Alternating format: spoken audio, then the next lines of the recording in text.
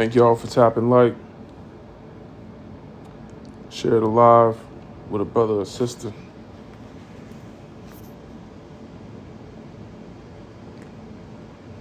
Big Max, what's going on?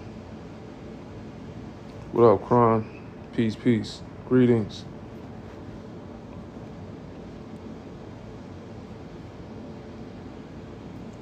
We just getting started. If you want to come up and have the conversation, let's talk about it.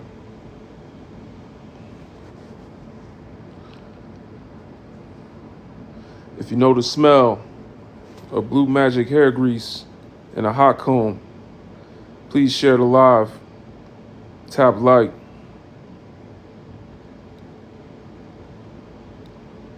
If you can touch your nose with your lips, please tap like. Share the live if you use a washcloth.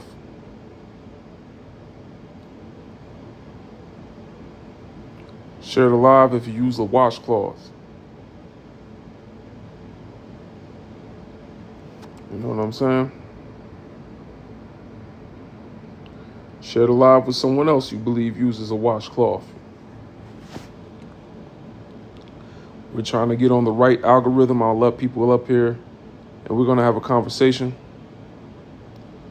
Come on down and speak with the congregation.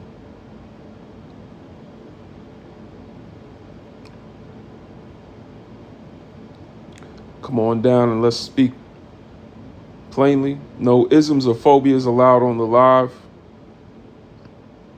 Keep your isms and hate to yourself. We don't want that up here. I'm going to ask you your age, your race, and your pronouns. I expect an answer, a truthful answer.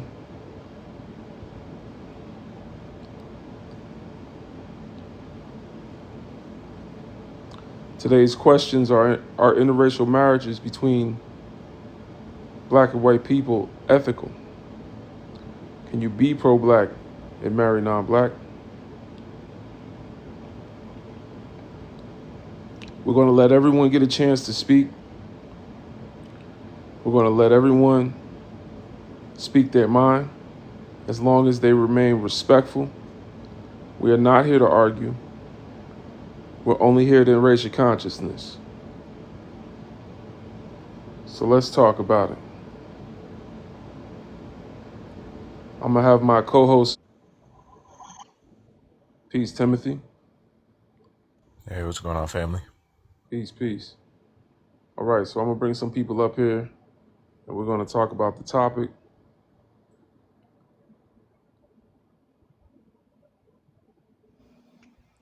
We go one at a time. D, could you give Peace, us peace. peace? Could you give us your age, your race? Could you give us your age, your race, and your pronouns, please? I'm 33. He, man, I guess whatever. I don't know what pronouns what that mean. I'm a guy. Your race, please. I guess you could say black. All right, talk to us, brother. Yeah, do I think that's when you say do I think that's the right thing to do? Or is it possible, you mean? Ethical, in terms of morality. Morality, I would say no. I would say no now. Before, I wasn't too privy of what was going on, but now I have a little more information and understanding what's going on out here. I would say no. Why would you say that?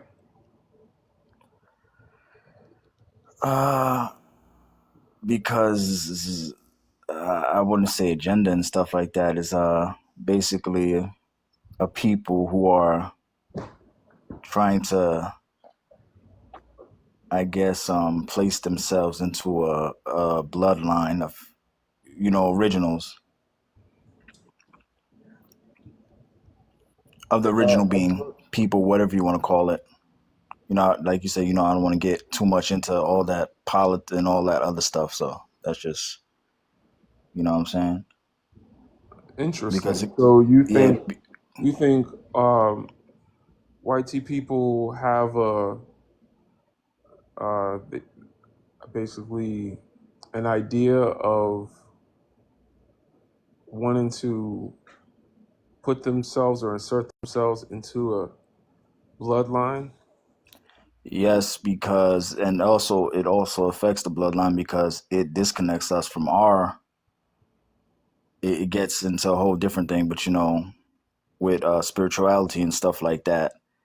Whereas we can't connect to what we're originally connected to because they can't connect to what we're connected to. So they're trying to get into that some type of way. That's why there's this whole thing. If you play close attention, you'll see a lot of biracial commercials now where there was none before. And is that what changed your mind? No, it's things I've read and other things, what I'm saying, other stuff, but I don't want to get too crazy. Just not, I'm having respect, on the topic. I don't want to get into I a whole understand how bunch it of could other be. stuff. I understand how it could be harmful. I don't know what you mean by getting into a bunch of other stuff. I don't know what that means because we could talk about things here, but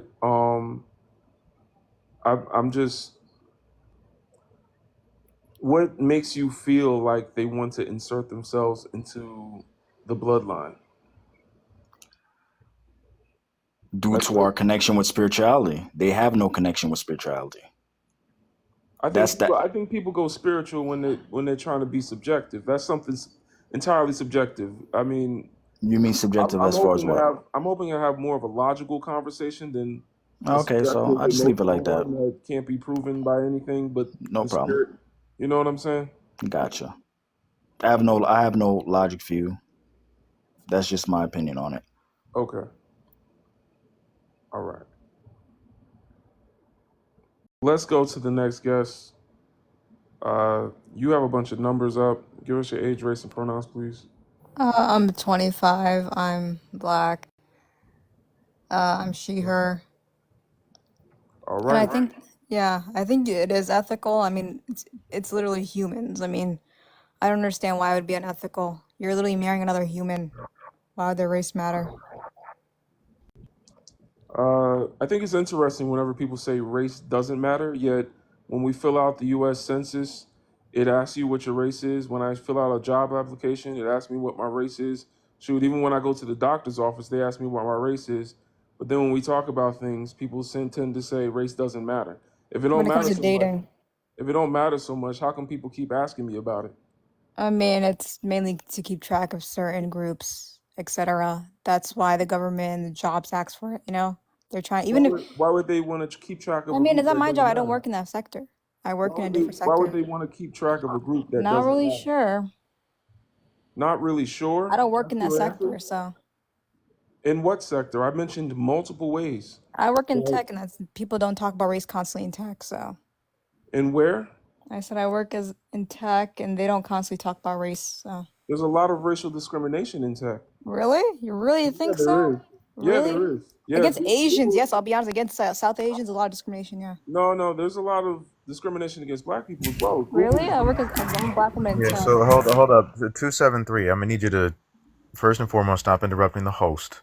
Alrighty. Secondly, how about we have a conversation about you proclaiming that you are in a uh, interracial relationship with a Arab How who do you know has been that? historically known for mass unaliving black people, and actually the slave trade is still happening today, and yet for some reason you don't think that there is racial discrimination against black people, your own people.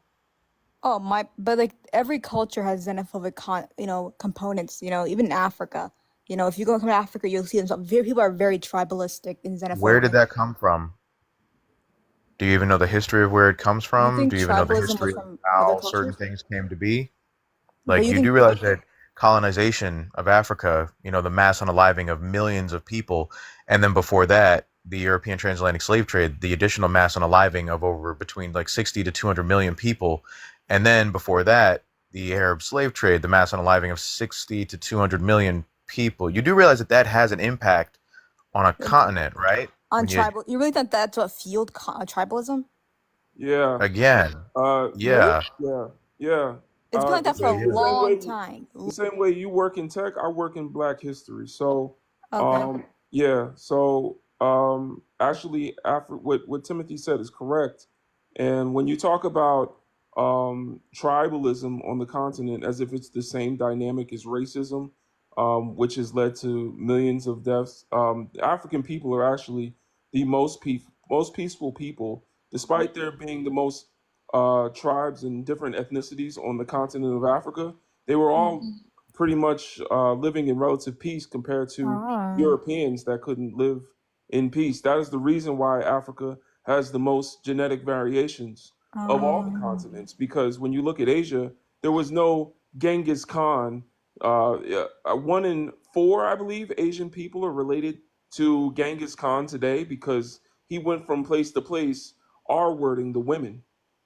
In Europe, you had the Roman Empire, you had Julius Caesar, you had Alexander the Great, you had all of these mighty conquerors. Yet you can't name a African conqueror that caused so much unalivings and R wording that people were able to come together under one banner because they were able to live amongst each other in agricultural societies where they didn't have to harm someone else in order to survive. So when we talk about harm being done to people, to bring up Africa is literally like, I understand humanity's not perfect, but it's literally bringing up, the worst case scenario, or the best case scenario, I guess, uh, in trying to paint it as the same as the worst case scenario, which is European colonization, the transatlantic slave trade, and white supremacy as a global system that is operated in two hemispheres.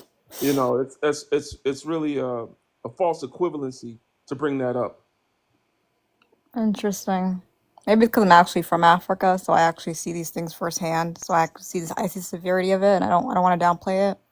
Maybe that's why. I've had the Well, in a cold. way, you kind of, I've experienced the cold, but that don't mean that I understand medicine and biology. Now, does it? You experienced what? If I experience the cold, just because you've experienced Africa, don't mean you know Africa's history. And the same way I can experience a cold and don't understand medicine and biology, it doesn't mean I have knowledge. You understand? Just because I experienced something. I mean, I think I have. Do you understand in depth African history, the Mali Empire, the Ethiopian, etc.? You understand? You research Again, this? the same way you work in tech, I work in African history. Really? Oh wow. Yeah. Okay, that's pretty hmm interesting. Yeah, I have a 501c3 nonprofit. It's in my bio. Go ahead and check it out, b1initiative.org. Brother Timothy down there is also a director. Interesting. We have created a website called Sunkofapedia, a website that is directed towards teaching an Afrocentric version of history to African people worldwide. That is our mission statement, to empower the African diaspora.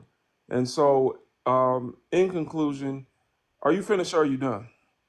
I'm curious, but why do you have an issue with interracial relationships? Because I think someone mentioned how an Arab man or a white man, like they're bringing up what their ancestors may have done, but but why don't you treat people as individuals? Like, why do you have an issue with interracial because relationships in general with individualism is white a people? Eurocentric Huh? concept. Individualism is a Eurocentric concept.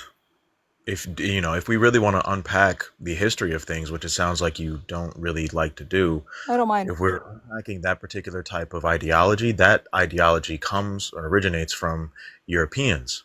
And the reason why it originates from Europeans is because they're the only ones that have the luxury of thinking in terms of individualism, where technically speaking, ancient African customs operated more so based off of Ubuntu or Abantu, which is, Ubuntu?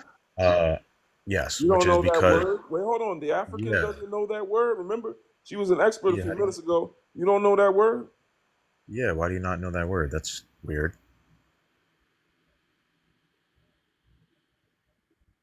Anyway, Hmm. we're gonna go to the next guest. We talked about it enough. I'm not here to argue with nobody. Let's go to the next guest. Alpha Uno, give us your age, race, and pronouns, please. Hey, what's going on? 23. Race is African American. Pronouns is he, him. All right, talk to us, brother. Um, yeah, are interracial marriages between white and black people ethical? Yes, I feel like they're perfectly ethical. I feel like two humans that you're dealing with. Like, and when it comes to ethics, that's something that I think that goes, far beyond skin color and phenotype, but yeah, I think it's perfectly ethical for a white person and a black person to be married. And can you be pro-black and marry non-black people? I guess there are a lot of people that marry non-black people that would identify as pro-black, and then there are those in the actual pro-black community, who or the organized pro-black community who would say that they're not pro-black, and classify them as maybe like, supportive of or anti-racist or something like that. But in the end, it really all just comes down to terms. Like, I've heard the argument over and over before, like about, you can't be pro-black, and then the person says, well, I am pro-black, like, and then another person says, well, no, you're anti-racist. But it really is just a matter of terms. Like, it's what you're identifying and labeling somebody as, like, So if I tell you I'm pro-black a versus dolphin, anti-racist. So, if I I mean, if a person, so if I tell you I'm a dolphin, does that make me one? And if I argue with a dolphin over the definition of what a if dolphin you is, tell me, if I argue with a dolphin over the definition of what a dolphin is, does that make me right because it's up to me and how I identify as well? no, but I'm the trying to take this definition of from a pro-black level of is not subjectivity to has a nothing level to of do with logic and who reason. you date. Like, that's not actually the actual real definition of pro-black. Have you ever read Dr. Amos Wilson? Do you even know who that is? I think he got a delay because his signal is bad. Alpha, your signal is real touch and go. The legal definition of pro-black is crazy. That's wild. The legal definition of pro-black, that's wild. Pro-black is illegal. What I meant actually was like what I meant was actually what I meant was the technical definition of pro-black. Please tell That, like, me, in the enlighten actually, me. if you actually look up what the definition of pro-black is, it doesn't have anything to do with who you date. Enlighten me with the technical definition of pro-black. I must have missed that class. Yeah, the technical definition of pro-black is someone who is, in short, for the economic and social success of black people worldwide. Like, that's the actual definition of pro-black, but that doesn't have to do with who you choose to have a romantic relationship with. And who wrote this definition? I don't know, but I mean, it doesn't have anything to do with who you date. It's pretty mighty convenient that you don't know who wrote the definition of pro-black. I wouldn't even speak a definition of I mean, I pro-black guess. I mean, if I wasn't sure that it was written by a black individual. Um, the definition of pro-black that I have was written by a black man. His name is Dr. Amos Wilson. He wrote a book called The Blueprint for Black Power. And I would also tie together that definition with Malcolm X's theory of self-determination and just say that pro-blackness is prioritizing one's actions and values with what's in the best interest of building within the black community. That was written by black men. So I would use that definition, and I feel like it resonates. Speaks to Steve Biko's definition of black consciousness, which is a retention of your African identity and a rejection of white supremacy. How can you reject white supremacy and accept white supremacy in your bed? how is a person laying down with someone who's white accepting white supremacy? Like, how does that make how does me laying down with a white person make her more supreme than me as a black man? Because as soon as y'all can lay down together and feel equal, but as soon as y'all standing right back on the same on your feet again, she does have a privilege in society that you don't have. Would you say that it is ethical for a prisoner to be in a relationship with a prison guard? I'm not really sure about that. I mean, but You're not sure? I don't think that people You're not who sure if date it would white be people ethical see for a them as prison prisoner guards. to be in a relationship with a prison guard. You just don't know if that's ethical or not. It's illegal, but you don't know. The judge knows it's unethical, but you, for some reason, can't decide one way or the other. If it's Yeah, okay for a prisoner to be in a relationship with a prison guard, you're gonna be that obtuse with me. you sound like a Yeah, pastor. no, it's Like, it's not. dude, Listen, like, it's not. but Listen, listen. how is it Oh actually no, oh no, oh no. It's unethical? not. How is that Listen, unethical? Like, what's unethical about it? he's not going to stop. Okay, listen.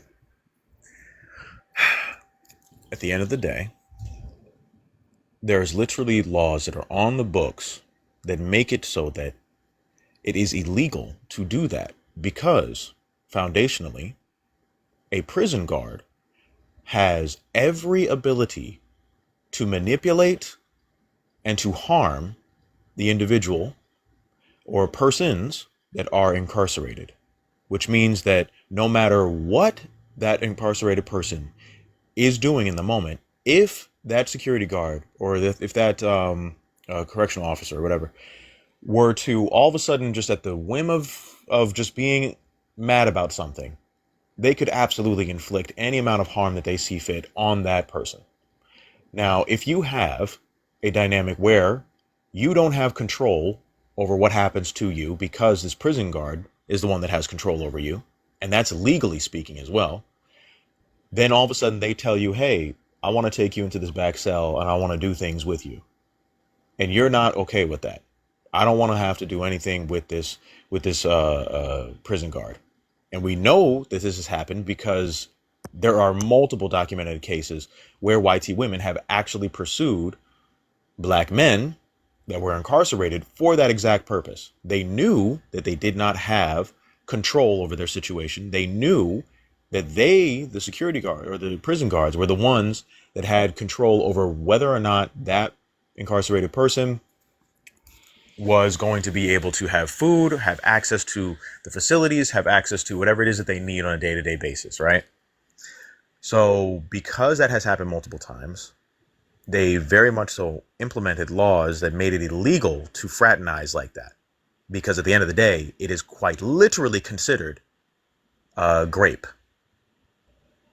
So I'm confused as to, okay, so we recognize that as being SA, but then if we translate that same type of situation here in regular day-to-day society, and we very much so acknowledge that YT supremacists and constructs of racism exist, that means that YT people automatically have inherent racism, and they automatically are put in a position where the power structure benefits them and default benefits them. You're going to tell me that you as a black person have the ability to consent in a system like that? Yes, no? Did you even hear what I said? Um, I mean, it just really sounds like you guys are filibustering, No. Answer like the to question. claim Don't that don't don't it's dance around it. Answer the question. Do you really think that in a system like that, you as a well, black person has power? the power to consent if I want to lay down with a white woman. Again, do you think that racism, white supremacy exists? Yeah, but you guys Okay. are like making it what it Okay. isn't. Like it's like, oh, I wanted to ask, what do you all hope to accomplish with like pushing these ideas? Do you all think that like It's not a black push of the people ideas. It's a push are of the just truth. are gonna stop? Alpha. It's a push of the truth. Yeah, Just because you don't want to acknowledge it as truth doesn't make it any what's less. so what do you all hope to accomplish? All You right, we're all gonna think move that on black to the people are next gonna guest. stop dating When the white guests people? start asking questions instead of answering them, it just gets weird because they've been backed into a corner. We're gonna go to the next guest. Dear, give us your age, race, and pronoun, please. Hello, I'm 21. Not you, Destiny. Oh, my bad. Yeah, 26 black. I'm sorry. Your age, your race, and your pronouns, please. 26 black. Your race, please.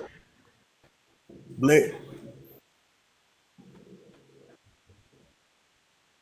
I'm sorry, what? I said I'm black. Uh, talk to us. Your live cutting out. My apologies. Can y'all No, see you me? good now? Yeah, you good. Okay. All right. Oh, folks. Talk to us, bro. Yeah, yeah, bro. But yeah, I feel like interracial marriages between black and white people are definitely ethical. You can be pro-black and marry non-white people. I mean, non-black people for sure.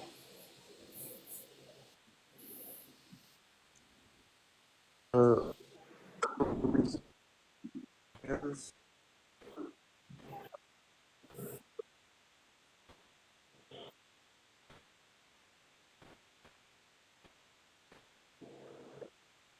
Yeah, it's lagging. Gotcha. Okay. Let me give him a second. Oh, there we go. it could be my Wi-Fi, y'all. Can you hear me, Timothy? Yeah, I can hear you, family. Is it late? I'm still late.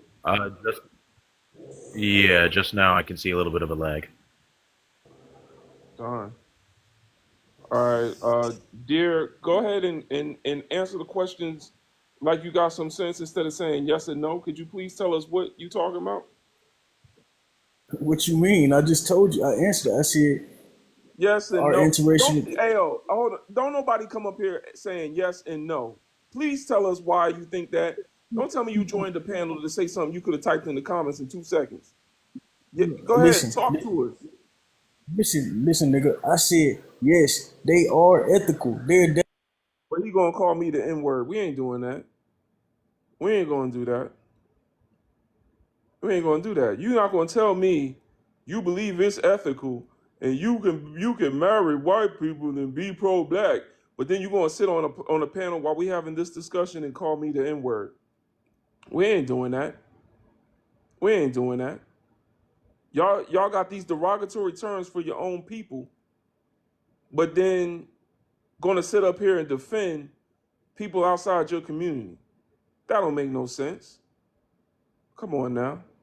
Army vet, give us your age, race, and pronouns, please. Hey, good evening, wherever everyone's at. 39, white, he, him. So to answer your question and give some dialogue with it, I'm kind of going off of about two people on the panel ago on some of my points. So question of if it's ethical or not. There's no ethical concern, and just as you all were discussing power dynamics and laws in the books, where laws reflect ethical concerns, if you go down the path, in my opinion, of it being an ethical concern, then by thus, from the previous example about power dynamic, prison, guard, inmates, if it's unethical, then there needs to be a push for laws against it. And that would be a step backward for many, many causes. Why would it be a step backward? In a sense, you're promoting segregation. Segregation is separation with one group hoarding resources and denying those resources or proximity to resources to the other group. Correct. Separation is completely different. No one watches the movie Freddy versus Jason and sees Freddy Krueger chasing after someone and says that the person running away is segregating themselves. Okay, so gotcha on your point. And so And then, to and then the continue, other to your other point about it being non-progressive, would you say? I guess my next question would be: when did Black people deem interracial marriages progress? I would say from the Supreme Court ruling, I think it was about 40, 50 years ago, allowing it, so Do giving you people mean freedom Loving of versus choice. Virginia? Correct, giving the freedom of choice on the topic. Okay, and what Black political figure or leader uh, championed that ruling? Not familiar if there was, since it was a Supreme Court ruling. Okay. Do you remember in the public? Do you remember a march? Do you remember a protest? What? When did Black people ask for that ruling? Well, clearly those are the case.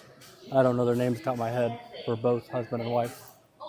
Yes, Loving versus Virginia is the Supreme Court case that you're talking about. What Correct. I'm trying to ask you is, if you say it's progress, did you mean progress for Black people would be, you know, did you mean that Loving versus Virginia was progress for Black people? To answer directly, I believe progress for all by giving freedom of choice to any and all, All and including Black people, correct? all human beings. All including Black people in those human being categories? Absolutely. Yeah, Black people are Okay, human beings. all right. So the Loving versus Virginia ruling involved a Black woman and a white man that went to court where the judges were primarily white and the ruling was passed down in favor of the white man. I'm asking you, because you say it's progress for all people, why weren't all people a part of this ruling or protesting, marching, and championing this ruling? Why? When did they ask? When did anyone other than white people ask for this ruling? Clearly by Miss Love being a part of the case. So we're going to use one Black person out of, at the time, I think 30 million, maybe? I don't know.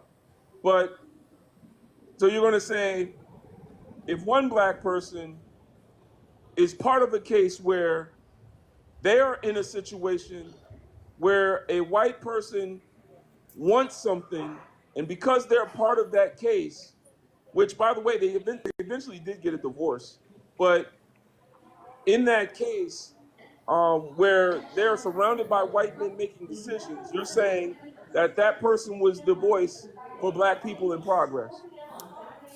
I think that's a loaded statement. One person can't speak for all in many senses of that. But to But I'm understand saying, your train of I understand, but see, you just made the distinction there. So I'm asking, when did the rest speak up? not after the ruling, is that what you're specifically asking? Yeah. No, Or I'm saying in order to get that ruling passed, when did Black people voice that it would be progress for them to have interracial marriage in their community? I'm aware of small pockets that were in hiding and were not in a position to go loud. And to help understand your train of thought on this, are you promoting that that ruling should be overturned and interracial not be allowed for marriage? Do you think it matters in a system where most people that look like me don't have a voice in the law what I think about the law? Do you think the law represents me? I think you've dodged this question twice now from me and another panel No, member. I don't answer questions on my panel. I ask them. That's Okay. one of the rules of my live. I don't answer questions. I ask them. Needs in the daytime to be right. So you can tell me how you think, but acting as if you're curious about what I think is not going to move this conversation forward. Okay. Well, by sounding of a lot of issues you have with this, I do want to say I'm sorry you have those issues. Those that I've experienced with them, it's usually something in themselves that they're unhappy with. So I hope you find progress with it. Hold Have on, a wonderful evening. One second. So the issue is that your people mass on a live our people on a regular No, basis. I've already said good Our night. issue, Have a good night. and our Good issue night. is that you like to come into spaces like this and pretend. Timothy, you don't got to teach him nothing. No, not teaching him, just letting him know. Yeah, don't let him know nothing. He want to run away. All right, let's go to the next guest. Because he can't answer that question. He can't answer that question. You can't take a people from the shores of Africa, bring them to the United States against their will, put them in neighborhoods and put them in conditions to where they don't have control over their own communities. You can't take away autonomy of their bodies. You can't have mass incarceration, police brutality, economic disenfranchisement, workplace discrimination, discrimination in the medical field, discrimination in the schools, the school to prison pipeline, redlining. You can't have all of these things and then decide for yourself that you want to interracial marriage and decide yourself without them asking. What happened when we wanted to vote, y'all? What happened when we wanted to vote? When we wanted to vote, they sick dogs on us. When we wanted to vote, they put hoses on our ancestors, didn't they? Didn't they? When we wanted to vote, they unalived our leaders. When we wanted to sit at the countertops and use the same bathrooms as them, they put hoses on us. They put dogs on us. Do y'all remember any of the ancestors having dogs sicked on them because they wanted to marry a white woman or white man? Or did the same people that brought us here against our will and did not improve any of our conditions and second-class citizenship in this country decide for themselves that they were going to make it legal for them to come into our communities? We're talking about what's ethical and what's not. If you can say that it is unethical for a prison guard to have sex with a prisoner and be in a relationship with a prisoner, if you can say it is unethical for Harvey Weinstein to have a relationship with women that he did not, that he is in charge of, and there can be repercussions for her turning him down, turning down his advances could mean something detrimental to a woman's career. If you think it's unethical for Bill Clinton to get Wendy's from a 19-year-old intern because it's unethical, the power dynamic in that relationship, then you have to understand that because of our current predicament as Black people in America, because of our social standing, it is also unethical for those that have more privilege in our environment to be in a relationship with us because of that same power dynamic. We can continue going though. Let's go to the next one. Sean, give us your age, race, and pronouns. 25, white, and he, him.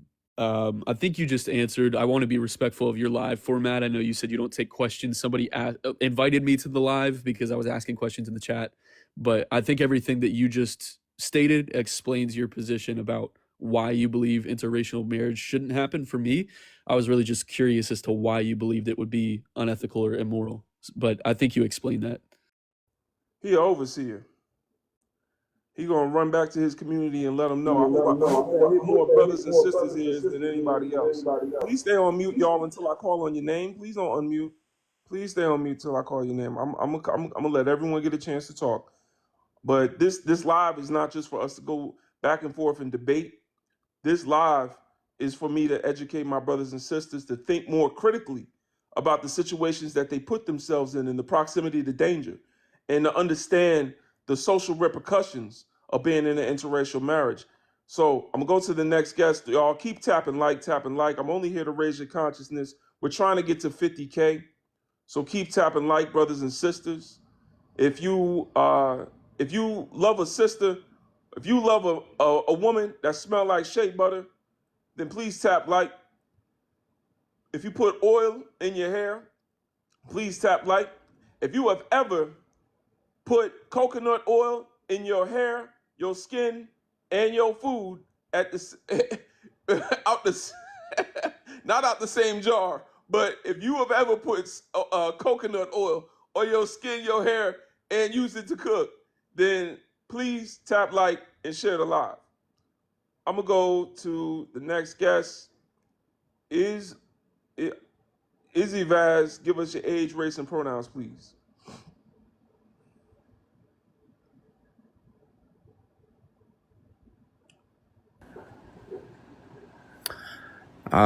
Age 33, pronouns him.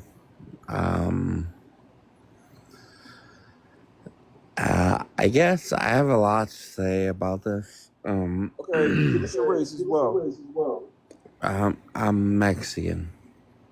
That's not a race. Are you indigenous Mexican? Are you Hispanic. Hispanic is also not a race. That just means you come from a Spanish-speaking country. So, are you an indigenous Mexican, a black Mexican, a white Mexican? Indigenous Mexican. All right, talk to us. If you want to be proper. All right. Are interracial marriages between white and black people ethical? I don't think it really matters as long as one person loves the other. That's it. That there's no more to that question. I know a lot of people in certain races have other feelings, but I feel like love is just love, you know? I'm Mexican and Mexican I is fell not a in race. love. What? Mexican again is not a race. All right. You're right. You're always right? I've listened to your lives and you're always right. So fine.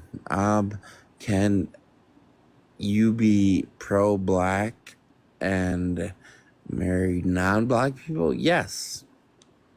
Why is that an issue? I never once actually mentioned the word issue or anything like that. I've heard I'm people. reading what you wrote. Are you drunk? No. You're slurring your word. Okay. Well, I'm sorry that I have a disability, so Okay. I yeah. was just asking why you were slurring your word. So I'm trying to understand after everything you just heard me say. Hold on, you gotta mute up. Your echo is throwing me off. So I'm trying to understand after everything you just heard me say, how you can just bring up love is love, and we can all love each other after I just mentioned mass incarceration, redlining, job discrimination, economic disparities. After everything I just brought up, and the many ways in which this power dynamic in interracial relationships could mean repercussions if a black person denies access to their body to a white person. For example, we saw with Jonathan Majors when he told that white woman he didn't want to be with her no more. She chased him down the street and won the case. Um, so I'm saying with that existing power dynamic that has empirical data to show, I'm just wondering how you can even bring up love. I don't think honestly, y'all, I don't think this live has anything to do with love. I'm not even talking about love. Anybody see anything about love up there? Like, I don't know. When marriage isn't even about love, anyone that thinks marriage is about love is going to get a divorce real soon. You know what I'm saying? Anyone married that thinks marriage is about love is going to get a divorce. Because marriage. Are you married? Yeah. All right. Well, good for you. I'm gonna leave this live because you are one-sided and you hate. All right. He said he's going to leave, then leave. Yeah. So again, marriage is not about love. Right. It's a plus. I mean, I would say it's about self-love. You know what I'm saying? And making a choice. But if y'all think y'all just marrying for love, then that explains why the divorce rate is so high in this country. Let's go to the next guest. This person came back. Sean, did you come up to say something? Yes. Do you need me to say my age and everything again? Please. 25, white, and he, him. All right, talk to us. So I was just pondering the power dynamic argument And I don't think it would be the same for someone that was ultra wealthy and someone that was less poor. So I don't really see how it would be unethical, even with, I understand the power dynamic argument, but I think if the two people aren't exercising, that over one another, I don't understand how that would be. If the two people aren't exercising. So, do you believe that someone ultra wealthy marrying someone from a low income status in society uh, is unethical? No, I don't. Well, I mean, it would depend on several factors, obviously, but in general, no, I don't think if they had an equal relationship, and if he was rich and he was forcing her to marry him because of his wealth, that's a different story. But just because of their economic status, no, I don't believe that would be unethical. There's been times where it's been proven to be unethical.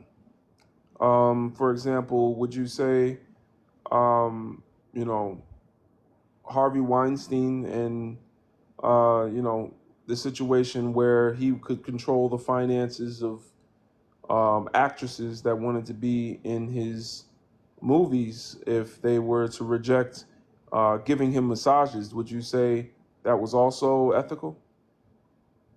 I would say that's unethical behavior on his part, but I don't think that inherently has anything to do with the relationship itself. Okay. Like, I don't think them having a relationship itself is unethical, but the behavior absolutely would be.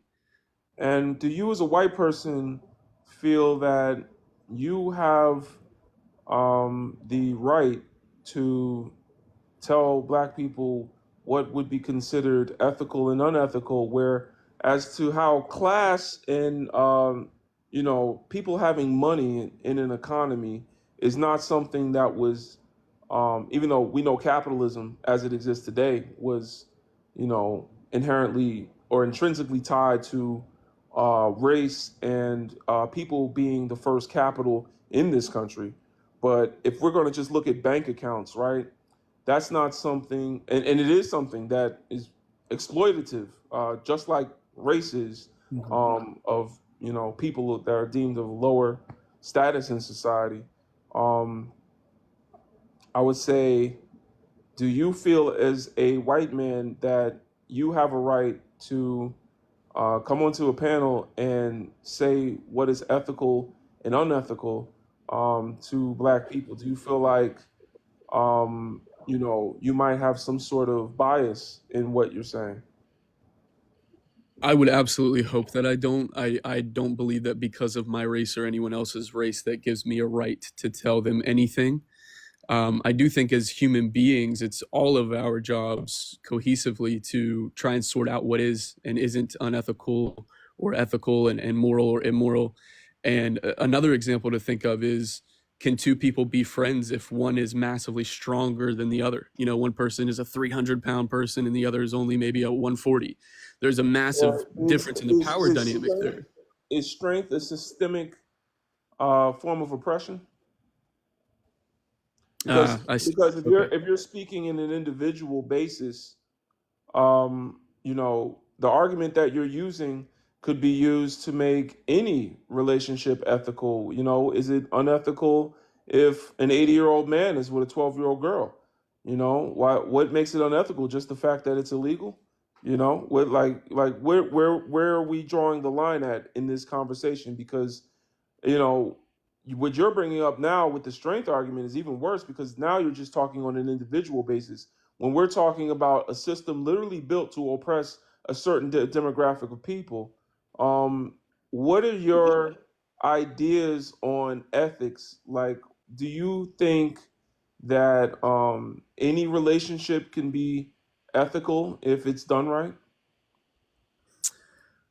When you say, just to clarify, when you say any relationship, do you mean like even someone who would force someone to marry them because of economic status, like we were talking about earlier? Right. Do you feel like a relationship without consent can be ethical? No, absolutely not. Okay. Because I think that stripping someone's consent away itself is unethical. Okay. So, excuse me.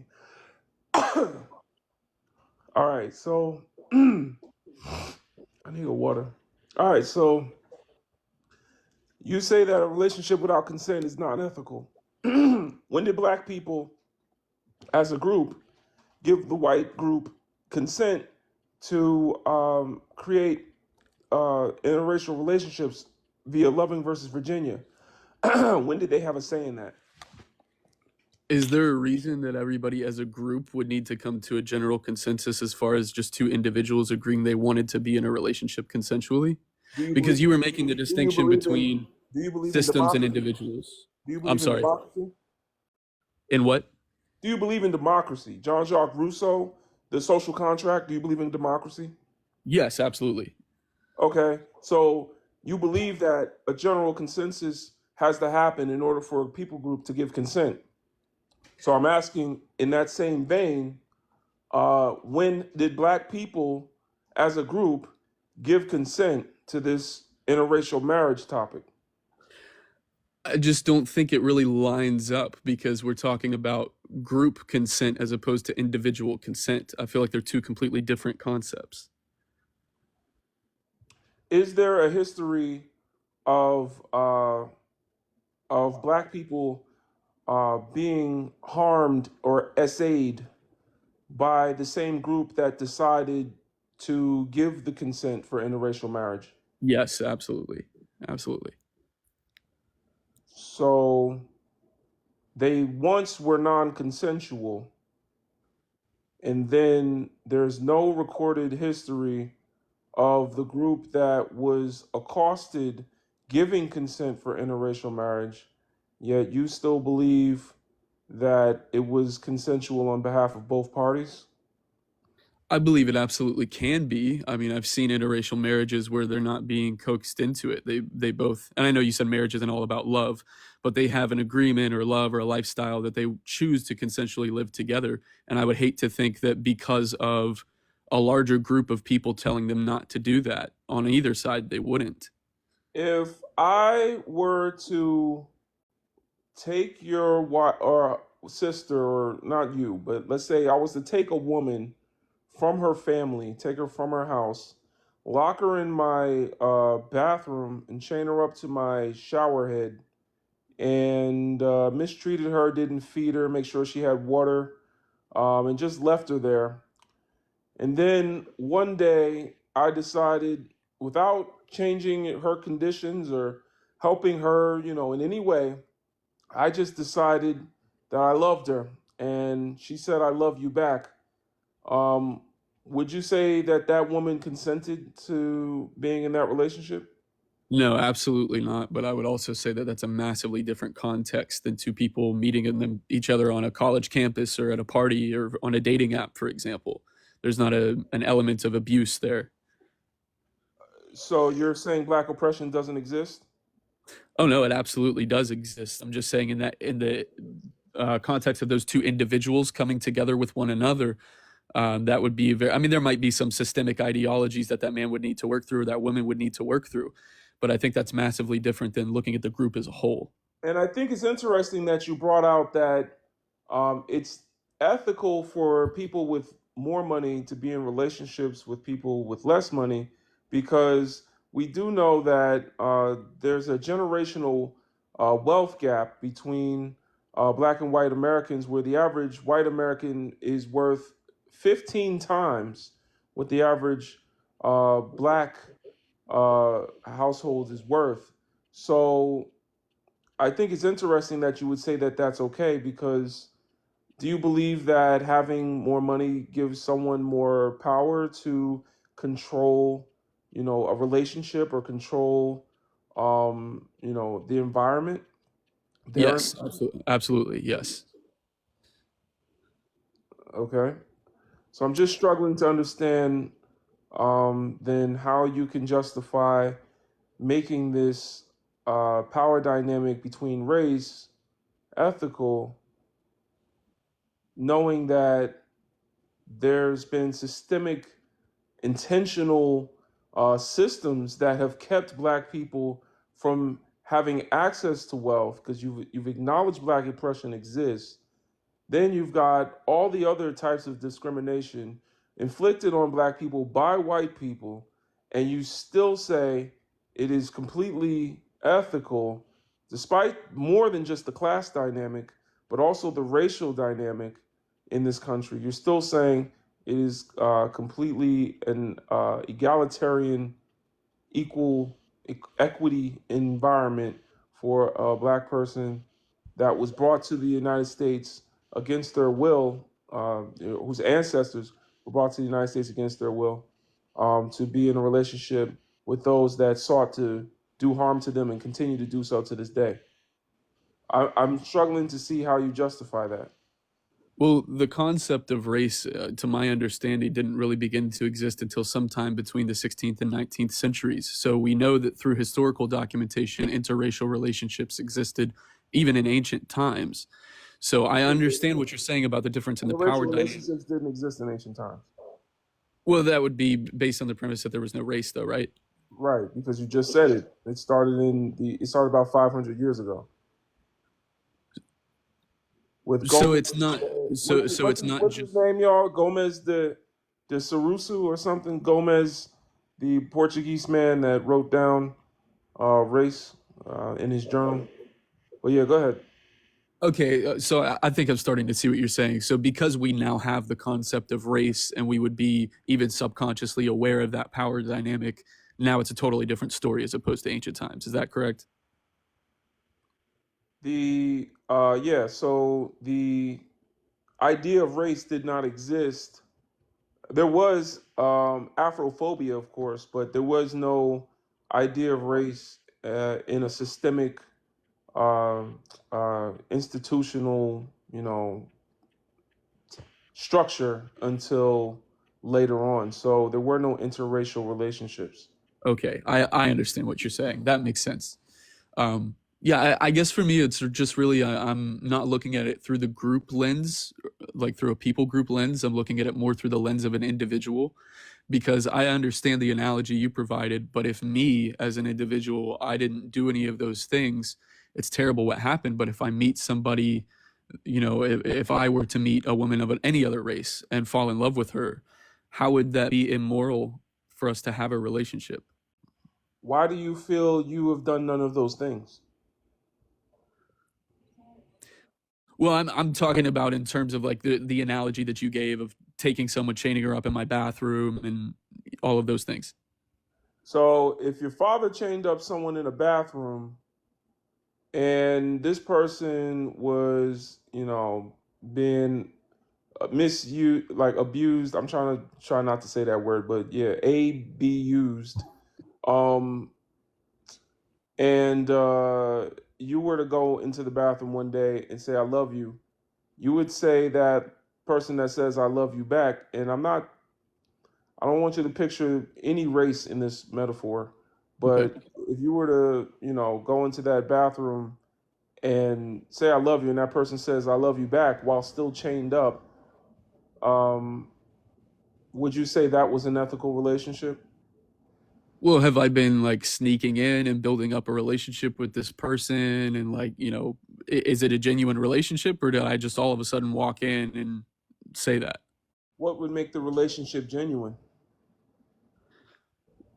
Getting to know each other. I mean, even in a context like that, I mean, if it was played out like a movie plot, maybe my father's telling me to go like give her food or something to keep her alive, and I don't agree with what he's doing. So I'm in there, I'm talking to her, I'm building up a relationship with her, and I decide this isn't right, and I don't want her to be in this situation anymore. I'm falling in love with her. I want to get her out of this situation.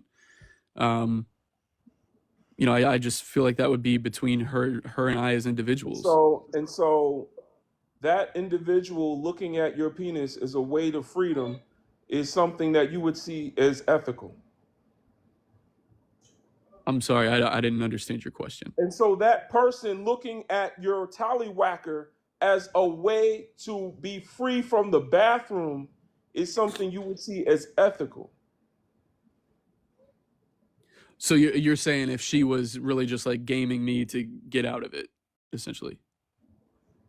Would she not be? Because being in a relationship with the son of the man that put her in bondage in the first place would free her from the chains that that the person's father put her in the first place. So you're saying that this person doesn't have freedom on their mind at all? That they would only just say, "Oh wow, how convenient. I'm happen to be trapped in this bathroom and found the perfect man of my dreams. Wow. Look at how, the universe works. How lucky am I?" You think that's what she's thinking? I mean, I think it's definitely a possibility we hear stories like that. I'm just giving that example because we're using that analogy right now. I think that would be ridiculously extreme, and I would hope that wouldn't happen in any situation, of course. Of course you would. And I thank you, Sean, for being absolutely honest with us on this live today. I think we learned a lot from this exchange. Did you have any other questions or anything else that you want to talk about? Yes, I do have one more question for you, because I do see a lot of people in the comments about, white people are enemies and things like that. And I don't want to be that way, but I also don't want to be seen as the white savior type. So what is there, that would be seen as beneficial or positive from your perspective for me to do regarding these issues? Google it. Black people don't labor for you. Go labor for yourself. No, All right. I understand that, but I mean, in terms of activism, is it just, joining? Hold on, Timothy. I'm gonna give you this tidbit, right? So we saw in the 60s, the 50s, a free whales, or what was it? Save the whales. That's what it said. Save the whales. We saw a whole movement where it was deemed unethical to hunt whales for oil, and there was a Save the Whales movement along with the hippie movement. We saw tree huggers and people saying, save the planet, save the dolphins. In all of this, did anyone white ever have to speak with a dolphin or a whale to figure out how to save them and stop them from doing harm to the dolphins? They had to speak and have a conversation with a dolphin. That makes a lot of sense. All right. We're going to go to the next guest. Thanks for coming up and being honest, Sean. I appreciate that. Have a good night. All right. Next guest, Yeshua. Give us your age, race, and pronouns.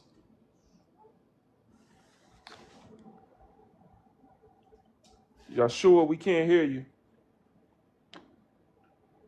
Appreciate y'all sending gifts, man. Don't forget to tap like, send gifts, let the algorithm know that you're getting something from the live. Even if it's a rose, anything small, it just lets the algorithm know that we're actually doing something up here.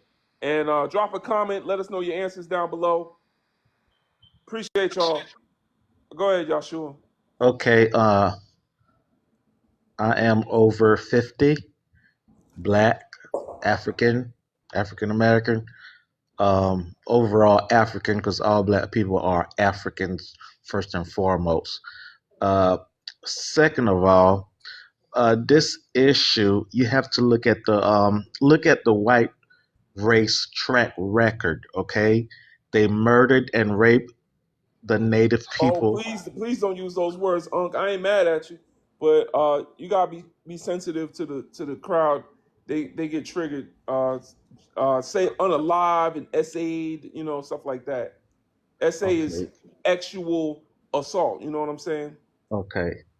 All right. Okay, so they have unalived, essay the native people of the West of America, the Caribbean, as well as the slaves, the African slaves that they had, some of, or a lot of.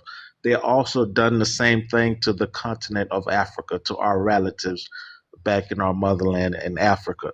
So they always took in our women by force, you know what I'm saying, without permission, as well as unalive a lot of our people. So that's the track record we're looking at and coming from. Okay. Second of all, white people don't want to acknowledge or don't want to believe or think or have it in their mind that they are the enemy of the black race, but that's what they are. Okay, they first of all, Europe used to trade with Africa. Okay, they had a friendly relationship with Africa in trading and doing business. After some point, 1884, 1885, Berlin Conference, okay, Europe came together to plan and strategize an invasion, a conquest of Africa of the black race. Okay, so these are part of the underline of our life every day. All right, and black people, especially in America and in South Africa, that they're conditioning to feel like they're one with the white people, with the white race, that Africa is one with Europe. It's not so, never been so, never will be so. Okay, so yes, sir. Yes, sir. Keep going. Okay, so we never been. Okay, so it's two different race, two different nation, two different type of beings. Okay, uh, uh, the white race have pretend to be a worshiper of the most high God, the true living God.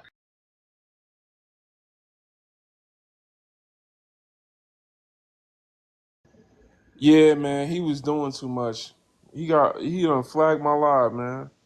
He was doing too much. I could tell Unc was doing too much. He did too much. Um, that's a shame. Yeah, nah, he gonna have to come back up another time. He just didn't know the rules. All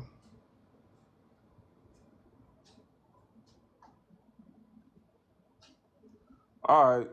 Anyway, yeah, he got cut. That was the system. That wasn't me.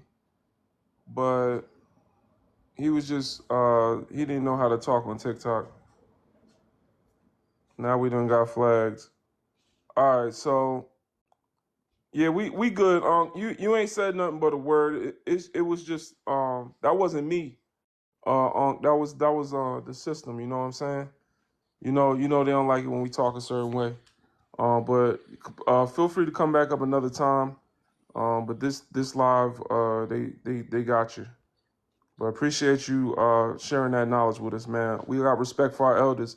Big up to the Africans with respect for their elders. You know what I'm saying, including the American Africans. No matter where you at as a black person, big up to everybody that respect Unc, Auntie. You know what I'm saying? The people that came before us, man. Sometimes they got a little wisdom. You feel me? Even though they might not have the right words for certain things, we can learn a lot from them that came before us. You feel me? And big up to everybody that also knows that we revere and respect our ancestors. You know what I'm saying? If we getting a little deeper, some of y'all think y'all ancestors white Jesus. We're gonna go to the next guest. P. Huckett, give us your age, race, and pronouns, please.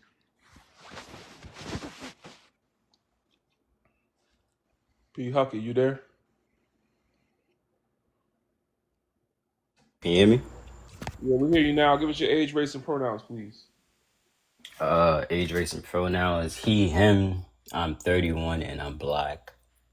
All right, talk to us, brother. Yes, sir. Yeah, once again, it's good to be on your live again, brother legend. I hope you had a good day and all that. You too, Tim. I will say this. I had to so I wanted to clarify for me, just so I could get the proper definition of ethical. And the biggest thing that stood out to me was morals or morally, right? So I'll say this. When it comes to interracial dating, when it comes to the individual, I guess it could be moral, and that's their business. But when it comes to collectively, I would say it's immoral. Why do I say this? Is because as I continue to learn about Black history and things that have gone on pre and post and during slavery. Uh, I will say that like it's the history that like really speaks volumes of what has happened and what was done. And I can't seem to understand. Well, I actually can.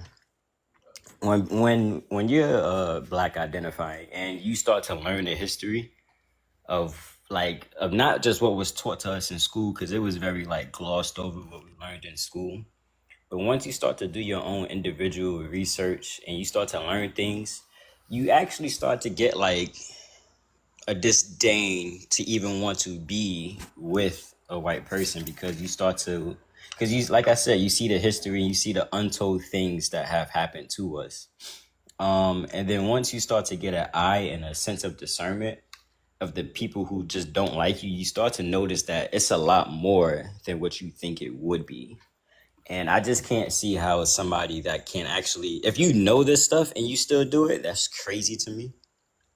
But if you know this stuff, from what I see people who like as they start to learn, you start to like become a little bit more against it, not in the sense of like in a malicious way, but just in a sense like, hey, like we're cool, we could be cool, but like y'all could do your thing over there, and I could do my thing over here.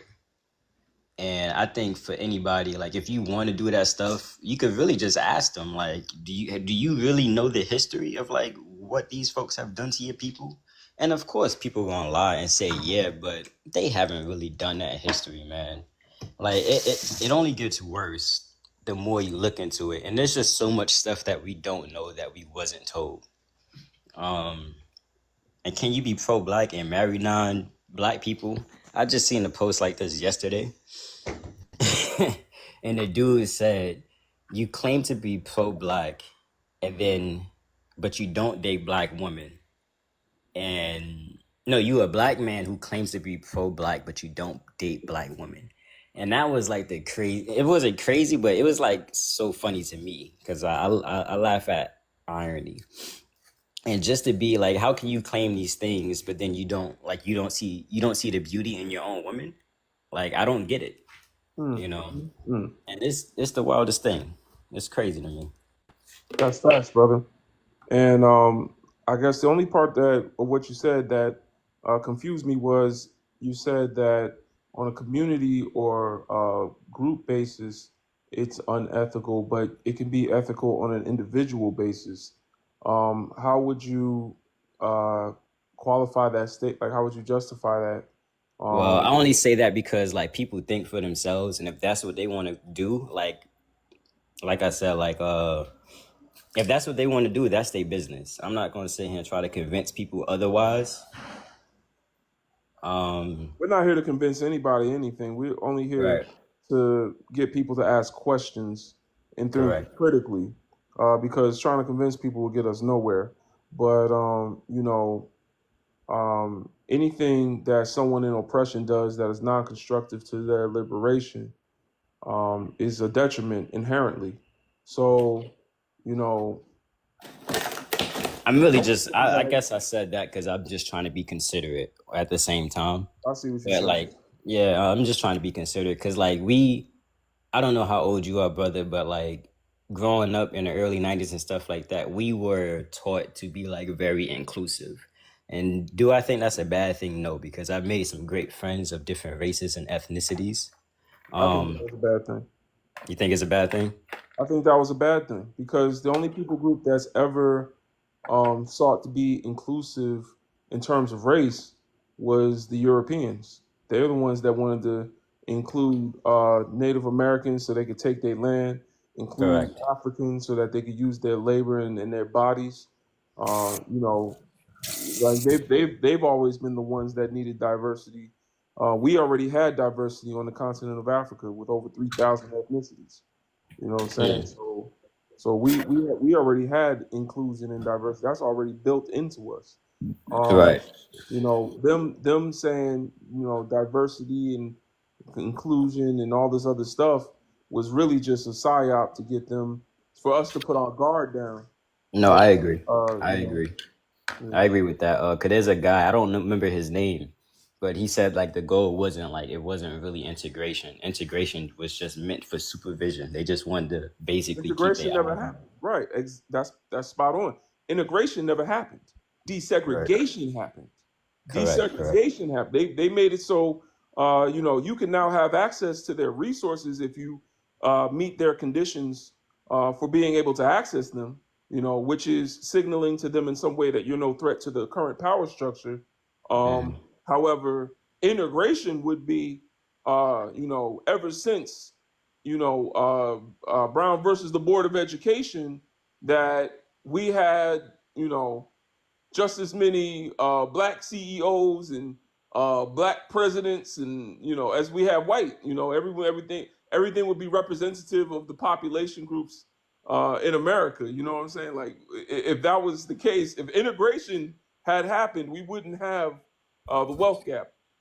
You know what Correct. I'm And you know saying? what? And So, I think that's just the wordplay that's been used on us to like confuse us. But once you said it, like it made absolute sense. It wasn't really integration; it was desegregation. right. Because even when I think about it, like there's hella white spaces, especially like where I'm at. There's hella white spaces, and that you can walk into it and you can Yeah. instantly feel like you don't want to be around it. Yeah, Or yeah. not, The you're white. not I go to a welcome. white space right now. All I gotta do is go to my local police station. I'm in Texas. Yeah, I go to a white space. Yeah, absolutely. I go fill out a job application. I show up. It's a white space. I go to a Right. courtroom. It's a white space. I go to the doctor's office. It's a white space. Well, I also say that because in the town I live in, I don't know if they updated the statistics of demographics of the population here, but it's mostly predominantly black.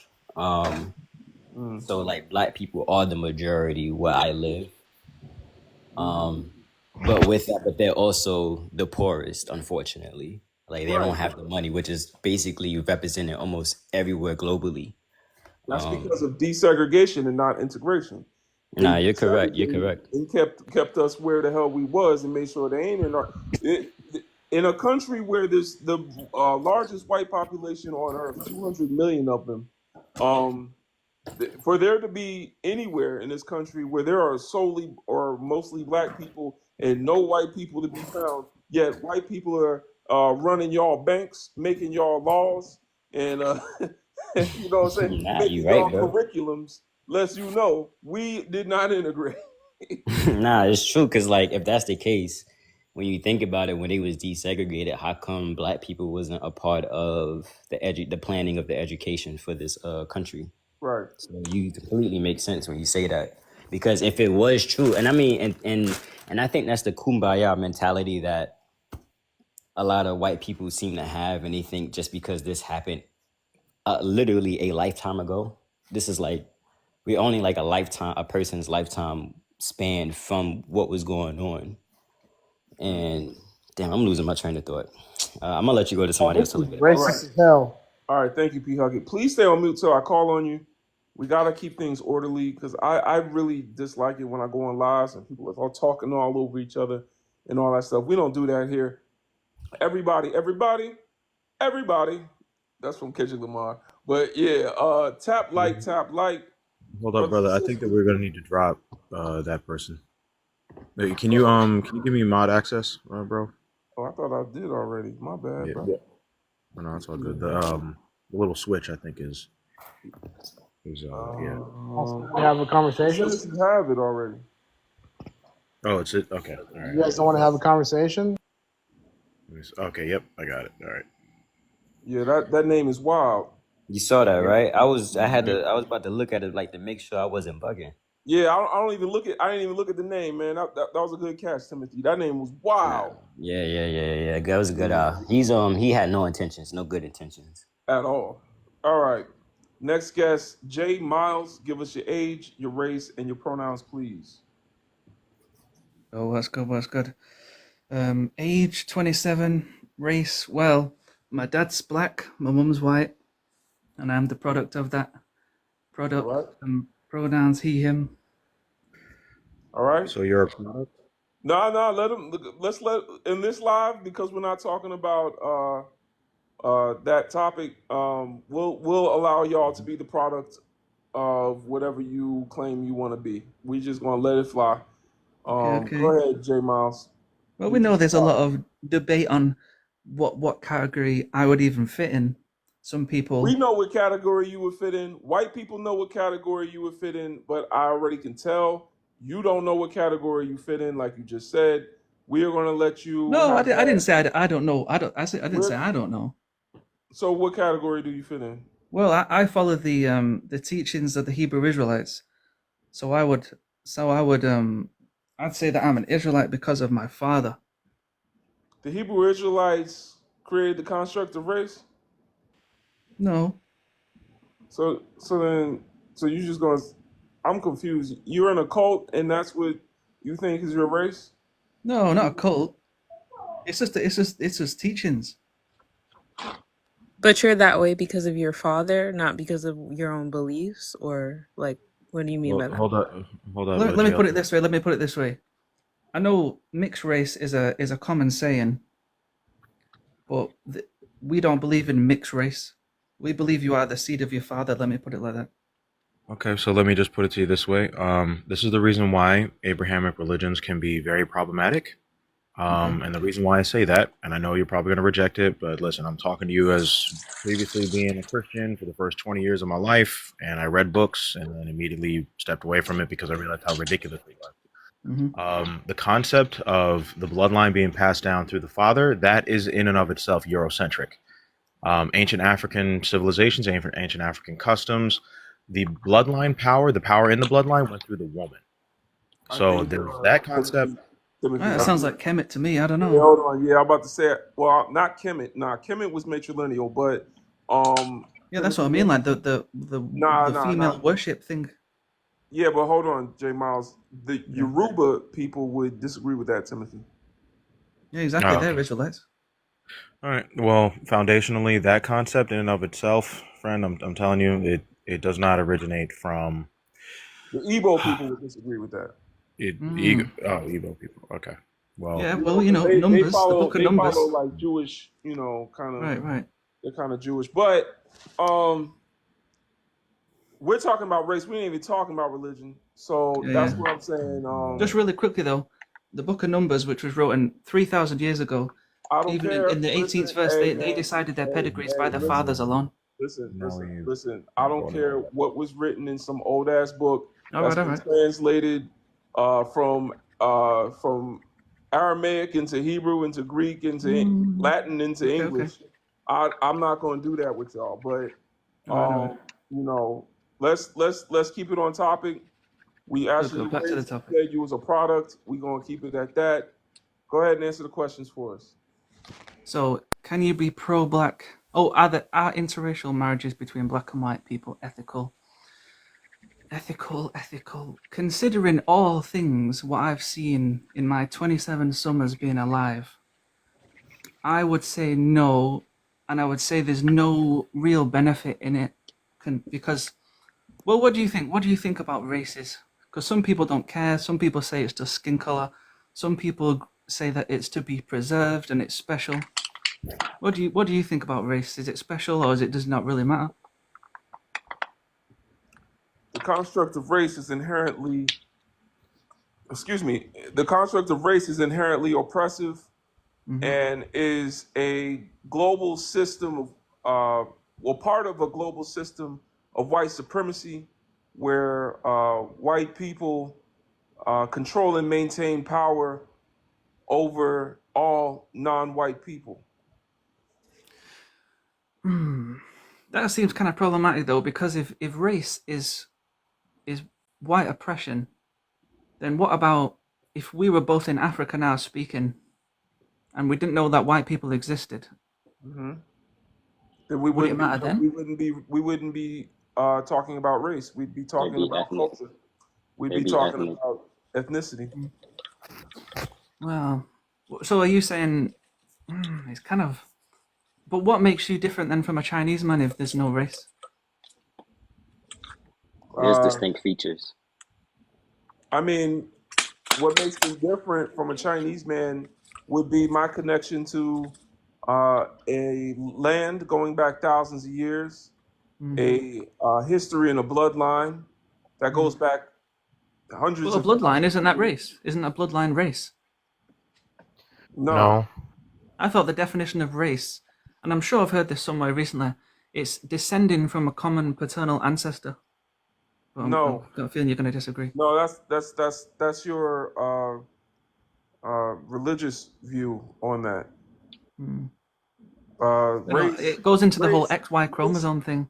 race is an oppressive caste system where black people are deemed not subhuman or non-human, Yeah. and white people hold privilege. But even in the question, interracial marriages, does that not suggest that there are multiple races? Because I could say to you, if you don't believe in race, then there's no such thing as an interracial marriage. I didn't say I didn't believe in race. I believe in it. Oh. It is real. It doesn't matter if I believe in it or not. I could sit here and close my eyes. I don't Right. believe in it. As soon as I open them again. Oh, so you do believe in it? I thought you didn't believe in it. I never said I didn't believe in it. Oh. I just said it was oppressive. Ah, okay. And So it's not I said it doesn't exist naturally. Like the point that you're trying to make is that if the Europeans didn't invent it, we would have invented it in Africa. And I think that's way too hypothetical for any of us to be able to conclude with any amount of certainty. But I can prove that the Europeans didn't invent race. no, you can't. Yeah, you know, the here we go again. But the Apocrypha, there's 14 books that were taken out of the Bible. It says, talking about magnifying thy race. It says the word race. No, it doesn't. It does. I've seen it. No, it doesn't, because again, it does. I've read it myself. Any book in the Bible that was written in English was translated by a European. No, it wasn't. Yes, it was. The Council of Nicaea was not European. The Council of Nicaea did not translate the Bible into English. That was during Roman times. What are you talking? I didn't say English. I said translate the Bible. Period. No, listen. What they did at the Council of Nicaea is that they took multiple texts that were spanning across the kingdom, across Rome, and what they did for the purpose of that council is to culminate all that together, but ultimately with the goal of not challenging Roman authority. Hence the reason why there's a bunch of patriarchal concepts in there. Hence the reason why there's a bunch of nonsensical concepts that they believed were nonsensical. And hence the reason why there is such a limited amount of books that were even included in that, and why the vast majority, or at least I believe up to upwards of maybe above 20 books might have been just completely left to the wayside. People like to try to claim that, oh yeah, it was so inclusive, it was so this, that, and the third, but ultimately it was still created for the purpose of making sure that it did not challenge Roman authority. That's your opinion. There's no. I'm telling you, Timothy. That's his opinion. There's no. Where's the writings that say it was done for Rome? Timothy is actually a historian. Like, you don't even know. There's a lot of historians. There's a whole lot of historians, and they're all debating to this. They're not debating that one. Apocrypha don't even sound like an African word. It means hidden. It means that hidden. don't even make sense. That's either Latin or Greek. Which one is that one? It sounds Greek. Yeah, it sounds Greek. It sounds definitely Greco-Roman word. So here's the thing: if he's saying it's made for the Romans, and it's because something to do with the Romans and this and that, it's to do with what was canonized and what was actually they thought was inspired by God and what wasn't. Because there's a lot of things. No. But see, once again, you're taking the conversation to God, and I think in the words of the great historian, the master teacher John Henrik Clarke, anyone that believes the Bible is a historical text or a true text, anyone that takes that book literally lacks intelligence. Like that's something where we question you. Well, that's just ridiculous because of all the sites that are there, all the archaeological sites. No. Yes. Miles, listen. You may say that there's certain archaeological sites. Hold on. You may say that there's certain archaeological sites, but at the end of the day, some of those sites exist. In the vast majority of instances, you cannot prove whether or not God actually came down and then gave the 10 Commandments to mankind. However, what can be proven, for example, is that the 10 Commandments sound eerily similar to what's called the 42 Laws of Ma'at. And that predates the even concept of Moses and the concept of the Pharaoh that existed during that time period by thousands of years. Now, there's one way to explain that, though. There's one way to explain that. No, we don't need you to explain it because history is the priority here. I'd like to rebuttal. The way to expose this, if demons existed, They Oh can boy. look left and right on the whole Demons timeline. do exist. They're in Yeah. Europe. The Okay, demon is so in if the they White House. exist, The then if demon there's was a just debating yeah, with another demon the other night. right, talking about porn stars and stuff, and I didn't have sex with a porn star. I don't know. I watched it. Okay, all right. TikTok friendly language. And plus, you're up here now Oh, I see. debating about something that has nothing to do with what the topic is that's on the screen. At the end of the day, listen, Okay, we can start talking about the Bible then. if you Okay. want to fully engage in Abrahamic religion and you feel comfortable with that reworded, mutilated, regurgitated, nonsensical, Europeanized version of whatever the spiritual concepts were that our ancient Africans had come up with, and again, it was reworded, mutilated, re-edited, had multiple books taken out of it. If you actually want to practice the most original form of Christianity, or the earliest that we know of, the most complete, you go to the Ethiopian Orthodox Church. All right, and even then, that was still introduced to Africans through Roman merchants. So there is no The origin. Ethiopian There Bible is no was nothing that introduced you with the could Queen of participate Sheba in. There after is she visited nothing King that you could Solomon. participate in. It There was is given to nothing that them. you could. Okay, all right. He's not going to stop. There's nothing that you can participate in that has to do with Abrahamic religions that will immediately make anything that you are standing on true. At the end of the day, the facts are the facts. At the end of the day, the archaeological Timothy, evidence can I is the rebuttal archaeological after you finished? evidence. Can I No, rebuttal? We because don't. We I'm don't. not. We don't want to debate religion. That's not what this live is about. Okay, I think I this don't is. want to talk about religion. We're off it. I just All wanted right, to so let's rebuttal move on what on. he just said. I just wanted to No, no, rebuttal. no. I don't want to go back into ancient history. See, We're talking he's saying all about. this stuff though, and it's not true. The Ethiopian Bible was given after Queen of Sheba visited King Solomon. Period. Oh, for Are the I don't love know of what this guy's interracial talking about. marriages ethical? How was the Anyway, Bible given after? How was the Bible given by the someone that Ethiopians was didn't in the have a Bible in Bible. the Old They Testament? didn't How does even that make practice sense? it. Oh my gosh! It was Judaism at the time of King Solomon. They No, didn't it practice wasn't. that. There The was no Queen of such thing Sheba. as Judaism back then. This don't even make no. Hey man, do your history, brother. I'm gonna go to the next guest. He don't even know his history. What's going on? That don't even make no sense. The word Jew is something new. That didn't exist back then. There were Hebrews, but we'll keep it going. Uh, Glit, give us your age, race, and pronouns, please. Oh, I'm 29. It's she, them, I guess. Yeah. And I'm black. Um, my family is also Caribbean, so like Okay, you don't have to specify. You don't have to get specify and get into that. okay. Go ahead, talk to me. So the question is, are interracial marriages between black and white people ethical? I don't believe so. Me personally, I just don't necessarily feel like it makes sense that my ancestors were enslaved by their ancestors, so I don't really feel like it's ethical. Can you be pro-black and marry Non-black. another race? I don't. To me, I don't really think so because it goes back to the whole ethical thing. If it's not ethical, to me, it doesn't really make sense if I, as a pro-black person, is embodying my blackness. It's not ethical to me also because I don't feel like there are complete fundamental differences between white and black people. There are things that they will never understand. So I don't really think that it makes sense for me to be in a relationship with someone who will never understand me or never understand my experience, which also ties into it not being ethical. So the answer to both those questions is no. Okay. All right, I heard that. Of course, it's going to be a sister that's the first one to come up here and speak with some sense.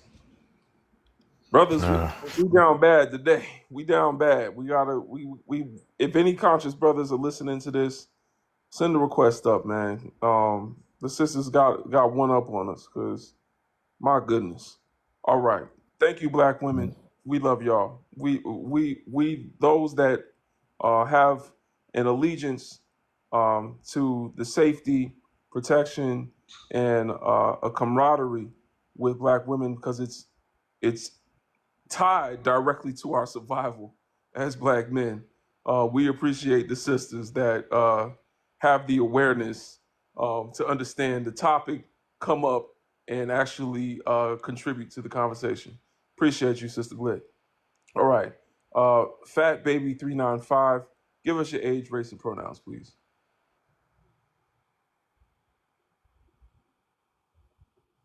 Fat Baby 395, we cannot hear you. You're muted.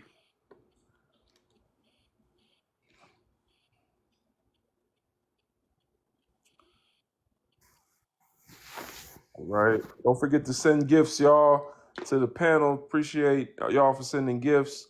Let the algorithm know you're getting something from the live. And we need y'all to tap like because we're falling behind. We need to get to 75K likes as soon as possible.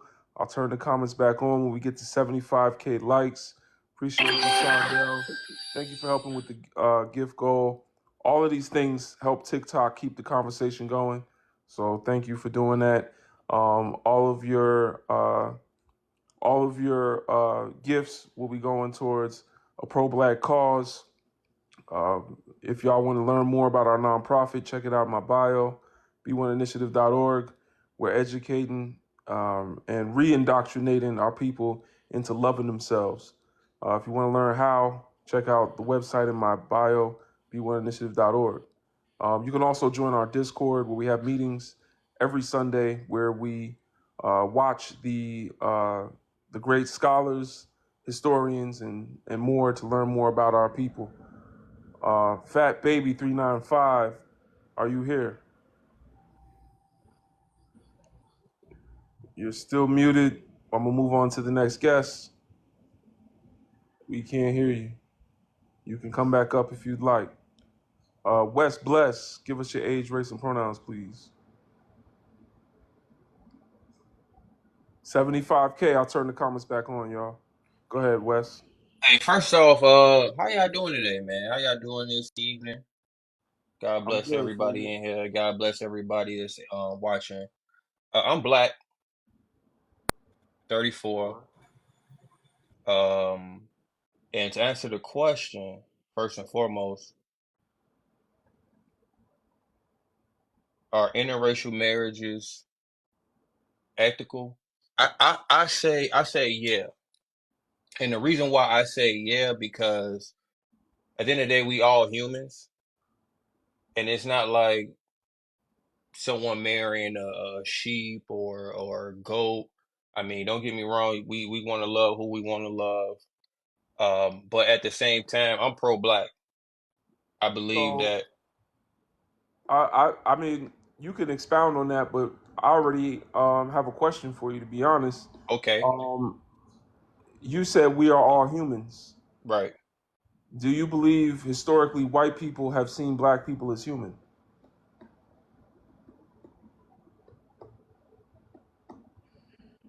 To answer that question, can I say yes and no?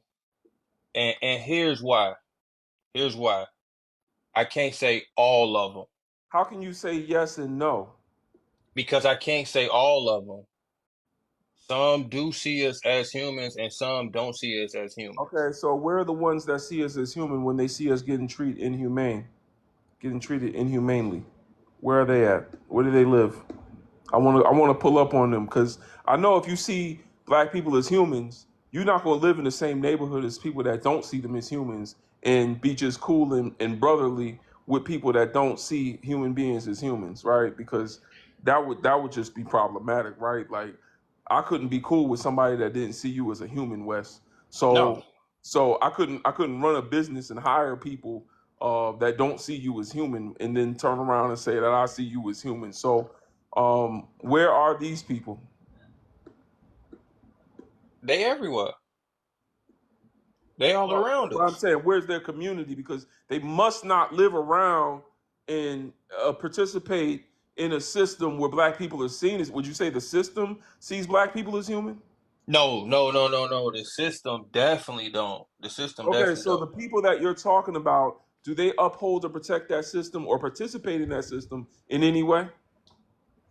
Yeah, they protect the system. Okay, Absolutely. so that being the case, how can you then say that they see us as human, but they're willing to treat us or participate in a No, system that treats us inhumanely? no. What I'm saying is, I can't say that all of them don't see us as human.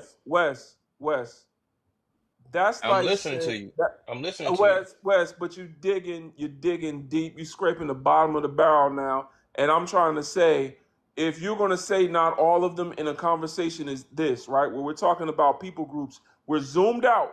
We're talking about macro. If you're going to zoom in to some white individual that you say has a good heart, that still participates in a system that sees black people as inhuman and still willing to protect that system because they definitely don't want to live the same way they're treating the people that are oppressed so that they can live in comfort, right? So they don't want to live in, for example, what they would call a third world country, right, where they keeps getting hit by hurricanes, where the power goes out for at least 6 hours a day because all the resources that the United States and Europe use to make power actually ends up leaving the people that the resources are from to give electricity to the colonizers. So it like they're still willing to protect all of that and all these inhumane laws that are created, and you're still saying that they just have a good heart somewhere. Where are these people? Why are they okay with your inhumane treatment? Is what I'm saying. Why are they I see okay what you're with mass saying. incarceration? I see what you're saying. Like it's The- like, But I what hear a you. disconnect. I hear you, but let's not make the exception the rule if we can't even pinpoint where the exception exists.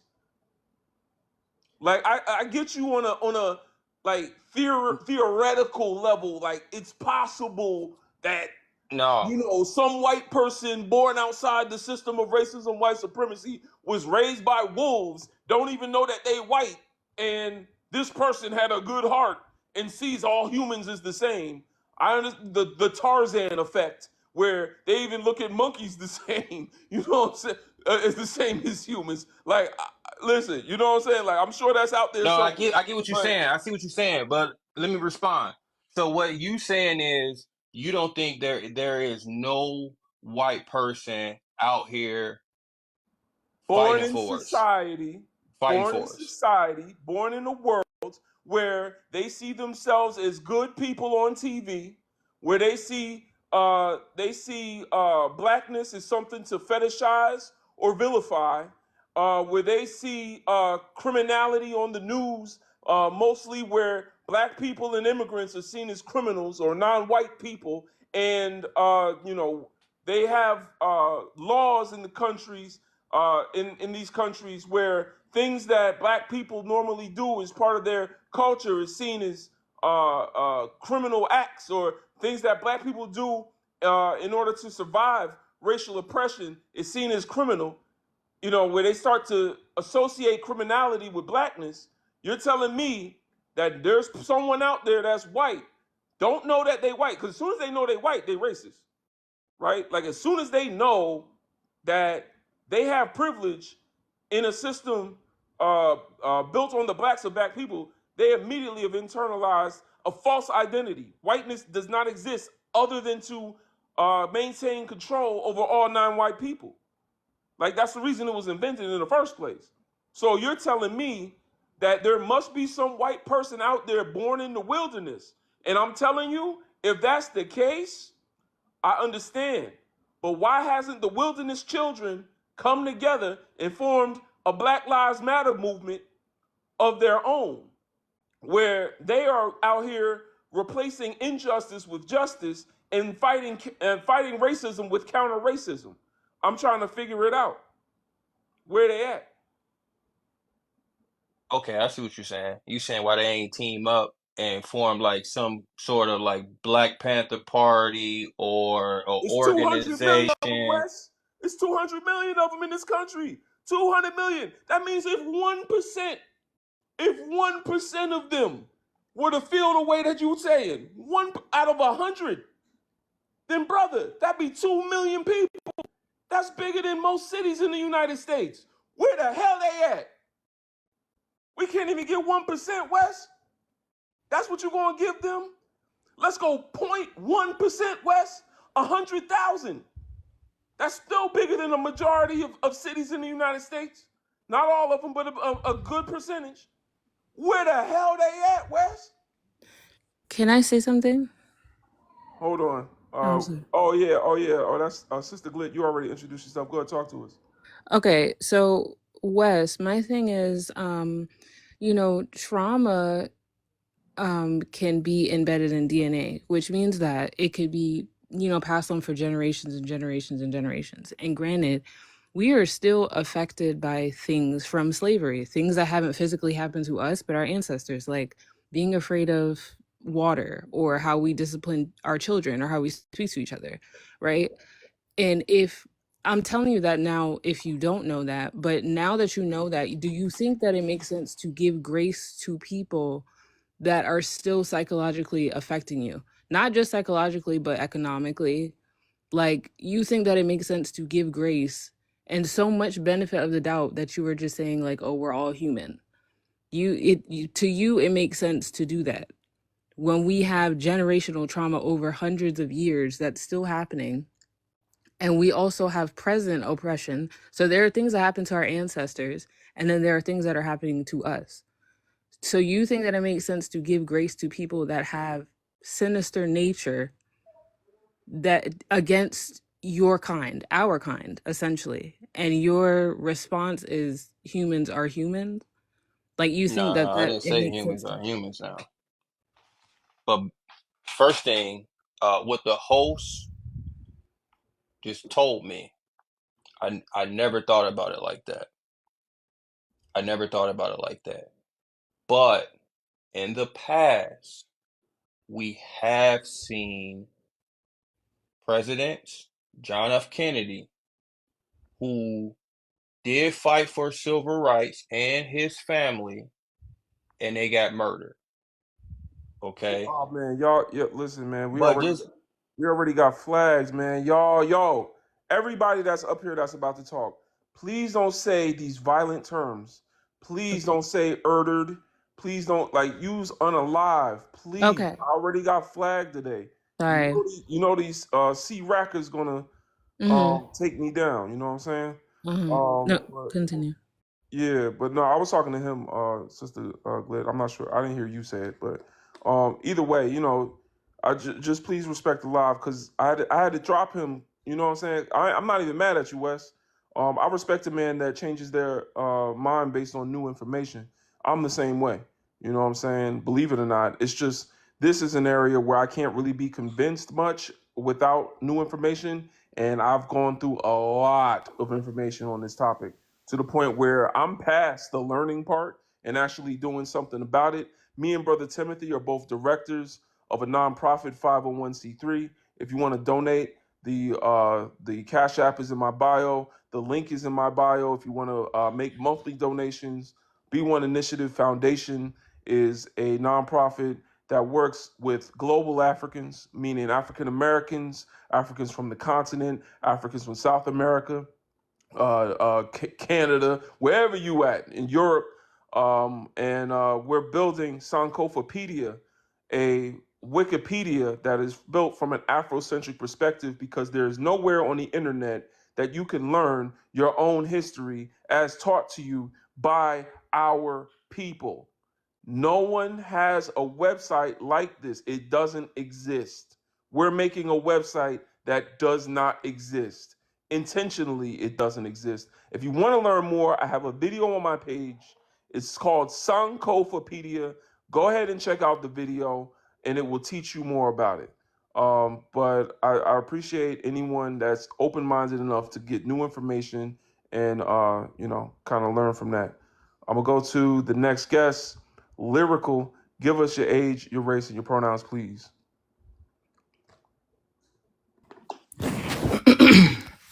Hello, how y'all doing? Age 26, race black, and pronouns he, him. All right. Thank you, brother. Talk to us. All right. For the first one, it is extremely unethical. I feel like, not even I feel like, it's the reality that we live in. And it's just, I hate saying I feel just because it's not just what I feel. It is the reality. But in this society that we live in, and honestly, I ain't even gonna hold you. I feel like even if we get to a point, and this is a big if in my opinion, that we get to a point where nobody sees another person as just black or white, and everybody just sees each other as human. I still feel like in that society it would still be YT people are gonna YT people. Like they gonna do them.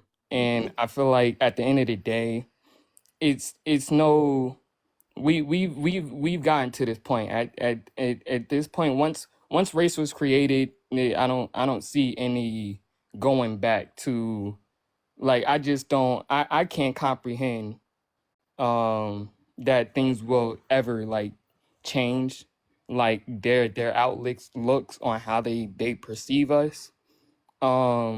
Because when you really think about it, just to live in this society where we have a whole system that was meant to keep us in the place that we are at, and white people YT people benefit from this system. They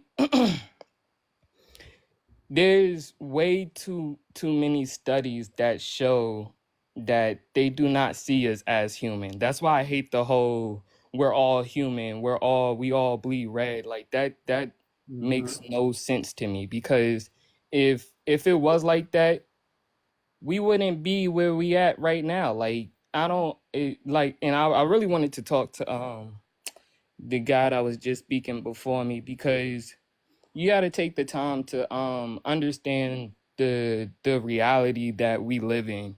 We don't live in a reality where you see YT people out here like making organizations to combat what's going on in our society.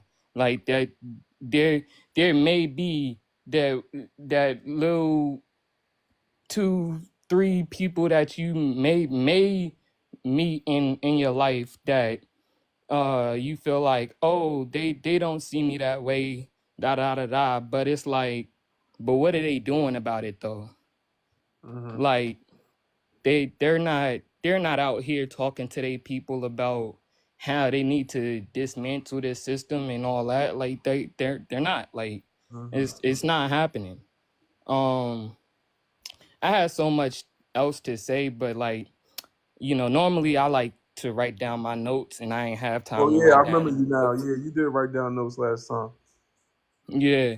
Yeah, that's the thing about the whole human thing, is because it becomes null and void when one party doesn't see you as human. It's kind of like friendship, you know. If you say, "Hey, man, we're all friends," and I say, "I'm not your friend," are we still friends? Right. Like Nah. both parties have to agree that we are human. Black folks coming up here saying humans is humans, it don't matter, because the people that make your laws, the people that that have the social standing in society where they're able to have privilege over you and dictate your life in all 10 areas of people activity. Hold on, I'm gonna try to list the 10 areas of people activity: economics, education, entertainment, labor, law, politics, religion, sex, war, and health. In all of these 10 areas of people activity, it's influenced by racism, white supremacy as a global system. Mm-hmm. That being the case, us saying we're human don't mean nothing if the people on the other side of the fence say you're not human and I make your laws. So even if some of them say we're human, the fact that the ones that say we're human are not checking those that say we're not human, which the ones that say we're not human are usually the lawmakers. Like that's where it becomes problematic to even say, the human, we're just all human trope. That's just where it becomes, you're just trying to feel a sense of power in a powerless position.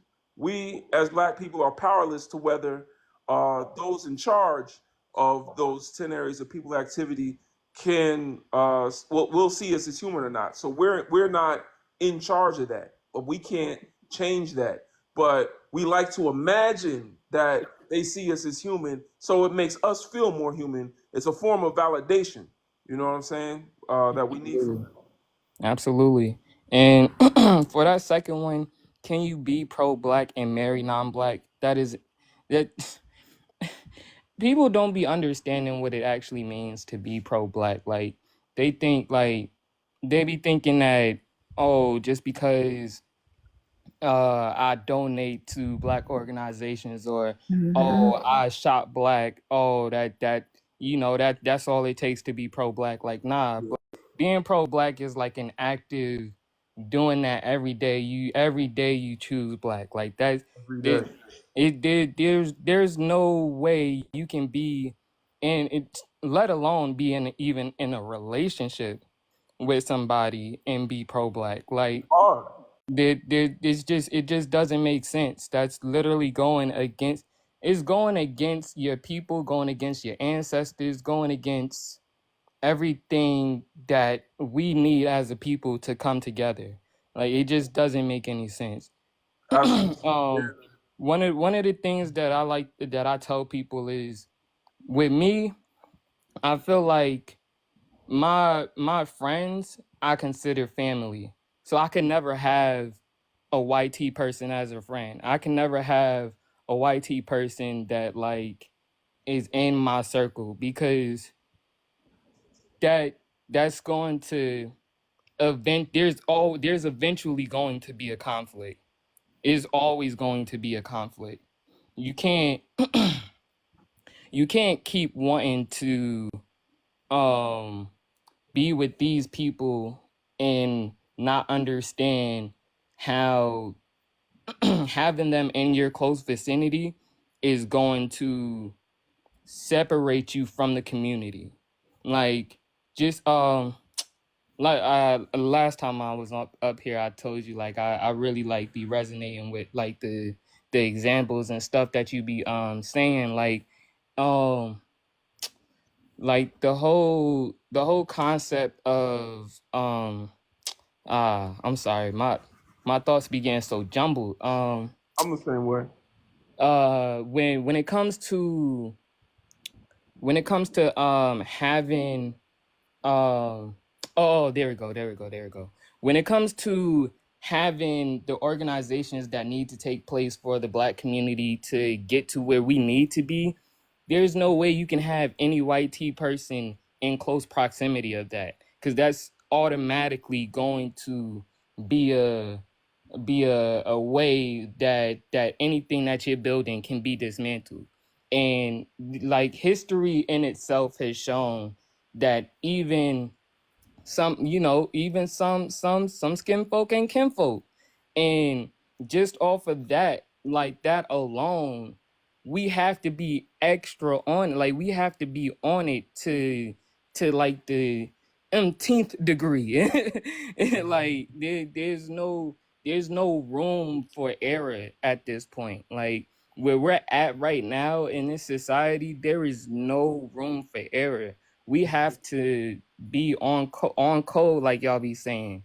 We have to know what the next move is, and Mhm. for us to even think that another group, a person from another group is going to be like is going to be able to help, or is going to even actually want to help, is insane to me. Like we already have the studies to show that they don't have empathy for us.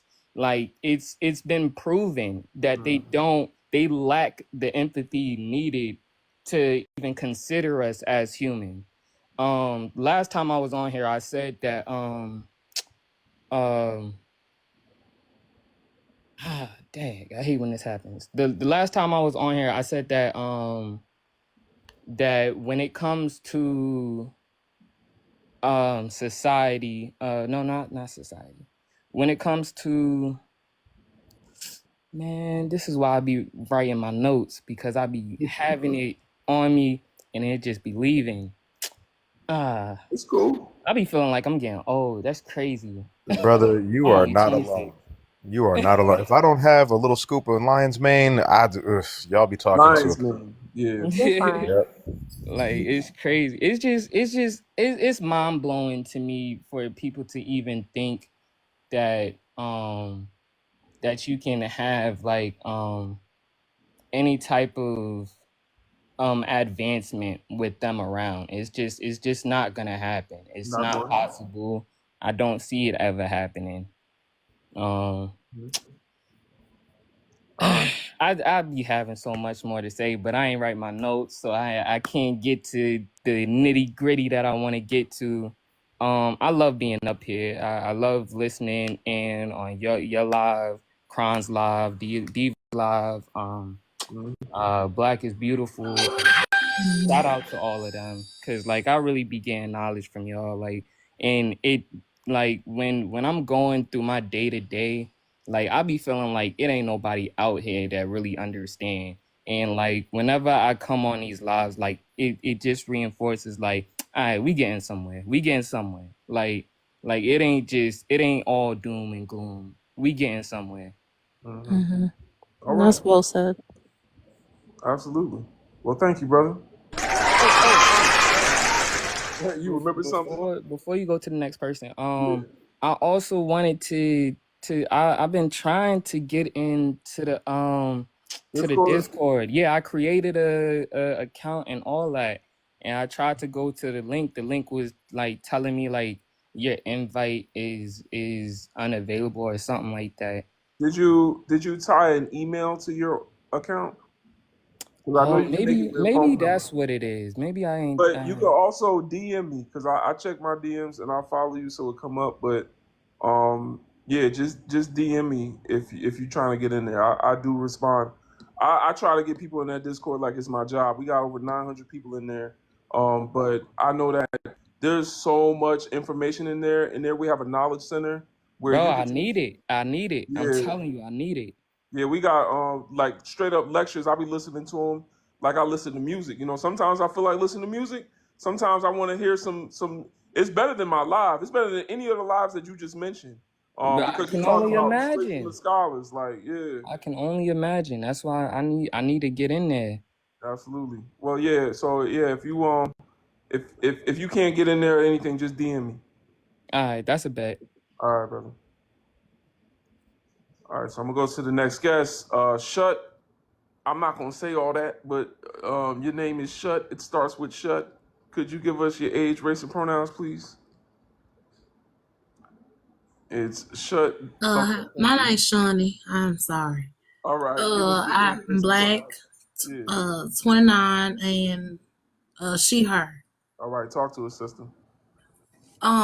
It's definitely not ethical, or what we say here on the nice word on TikTok, to date someone that is clearly, and I don't want you to lie, take it down, but these people, they're our enemy, has always been. There is no line that we can cross when it comes to them. Like even when they have these children, they go at those identity crises and they deal with racism within their own family. I don't know how I would feel to not even have a safe place at home or in my family. We grew up in Mississippi, and these people, they are a piece of work. So it's not safe having your kids around these kind of things. It's not safe. I feel like that it's just gonna be it's coming soon, and you gotta just understand what I'm saying. I don't want to mess up this TikTok, but we really have to separate ourselves from these people because they have proven themselves time and time again how they don't care about how we feel. They don't care how society treats us, the governments, and they're just not here in America. It's all over. They just do us wrong. So for you to think you can go and lay down with a white man, someone, I'm sorry, YT man, someone that can't understand what it's like to grow up being a black woman. How could he comfort you when you had a long day at work and all the the microaggression that's been happening in office and people saying little slick things out the mouth.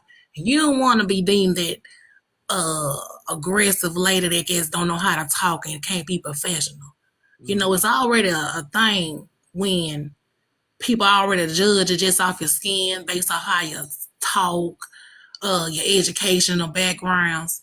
Why would you mate with someone like that? It's dangerous. I can't lie. The whole time I've been listening to you guys talk, my heart has been racing because it's like, this is a war. It is not. It is. You better be with your peoples because they got their leader, and now they have made it more prevalent again. And it was a little bit worse than it was before because now they want to pretend that we understand how you feel, but we're not like that anymore. At least back then, they let you know, well, I don't want you near me. So it's hard when you see a bunch of snakes coming at you. Which one is poisonous? Which one is not? And if I take my chances, I might not be here. I can't raise my children if I'm not here. And think about the fact of having my children being raised by a white man and made with marry a white woman. That's the harm I can't wish on my worst enemy. I can't do it. You definitely cannot be pro-black and marry a non-black person. And I know people love to talk about the BIPOC thing, but I personally feel like a black woman with a black man, regardless, I just can't. They don't understand because even sometimes they against us as well. They treat us they act like they're the model minorities and these are things. And stick with your people. You can't be raising a family of black children and you want to protect yourselves spiritually, mentally, psychologically to prepare yourselves and not be with a black person. It is illogical. It don't make sense. They don't see us as Herman. They never have, never will. We know that we're Hermans, but we also know we're something even more divine as well. But doesn't mean that we got to mate with them. We need to separate from them. Segregation, I understand it was bad and things of that sort. That's why we came up with something better. At least we have equal everything. You can stay on your side, we can stay on our side. Mind the business that pays me. I can't. That's my answer. That's it. Absolutely, man. Love that. You say you from Mississippi? Yeah, Chris Springs. All right, man. Doing the ancestors' work, man. There's a lot of That's uh, it. Listen, I didn't even want to mention that because we with the Mississippi River thing, we take it to the river. We works with our ancestors, and who is we to bring them into a household where we honor them highly, and we're doing these things, and we bring some old. I can't say that I got banana the other day. P-wooded person around the spirits. They're confused because have you betrayed them now? Do you now? And now you in commune with these people and you know what they've done to me. It goes a little bit, it is definitely in our DNA, but when you realize that your ancestors are right there with you, it makes it even more valuable. You don't want to do that. That's fact, sister. Hey, man, the sisters is up too, man. They keeping the lead on the brothers. I'll give lyrical one for the brothers, but the sisters is still up, man. And Ashe to the ancestors. We pouring libations for them on Juneteenth, but we pouring libations every day for our ancestors. Remember that what we do over at B1 Initiative is a continuation of the ancestors' work, and I feel like what Sister was just saying hit on a few crucial points. As Black men specifically, I could talk to the brothers. We are supposed to have an allegiance to Black women, and marriage, interracial marriage, is something that directly impacts our community through the woman, because when a Black man marries out, he leaves a Black woman unmarried.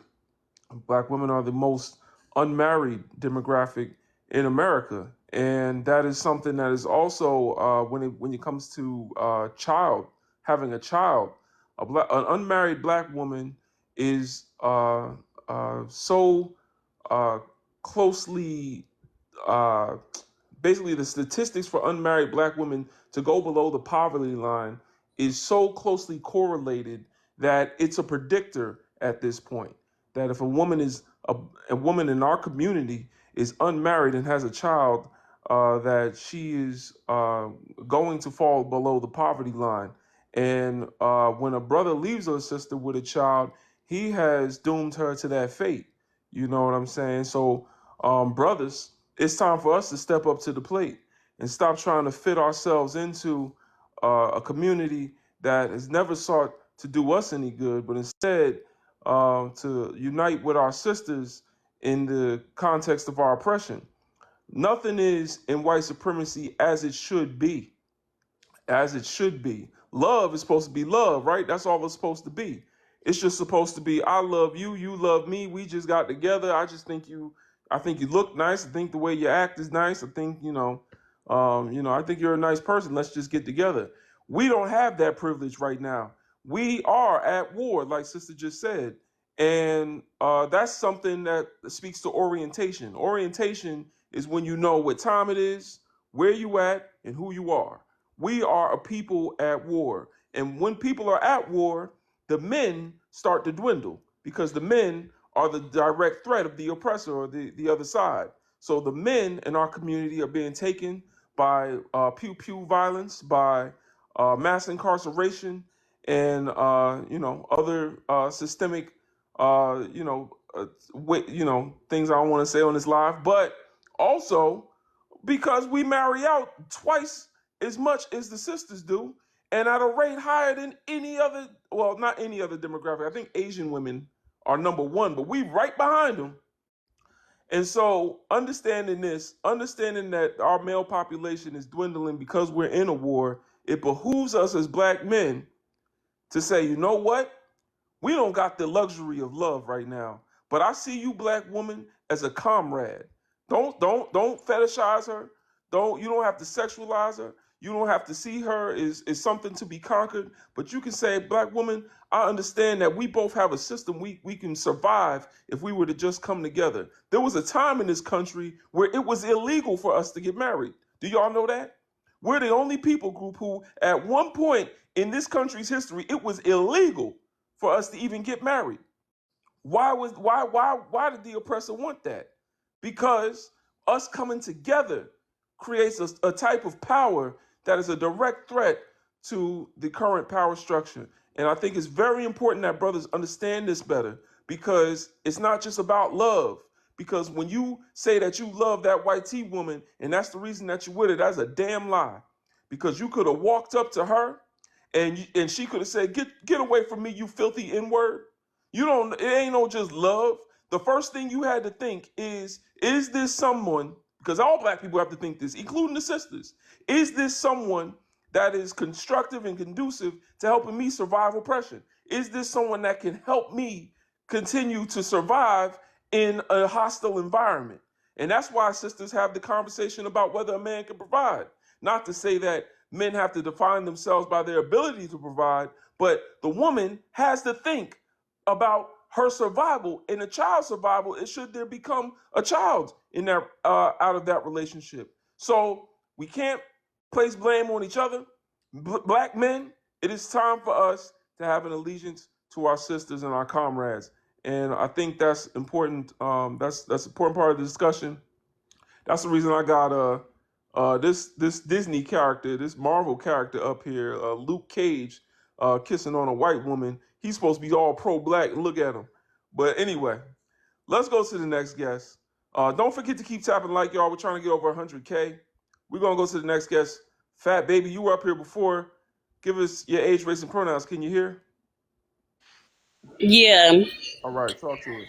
I'm Aborigine Indian and 23. All right. What is Aborigine Indian? We've been classified so many times. I've done my family's research, and I wouldn't say I'm Native American because, yeah, I'm not. But Aborigine means from the beginning, so I'm the original. All right. Go ahead, talk to us. I think it's very unethical. Anytime I see white tea people with black people, it's always like the white savior complex that they have. Or anytime I see like documentaries on it, white tea people, especially the women, always say that they lay up with us to save and preserve their DNA. You think they're trying to preserve their DNA by being with us? They say it themselves. They say in order to sustain whatever's going to go down, whether it's the end of the world or whatever they mean by it, they always say it themselves that they need melanin in order to be here.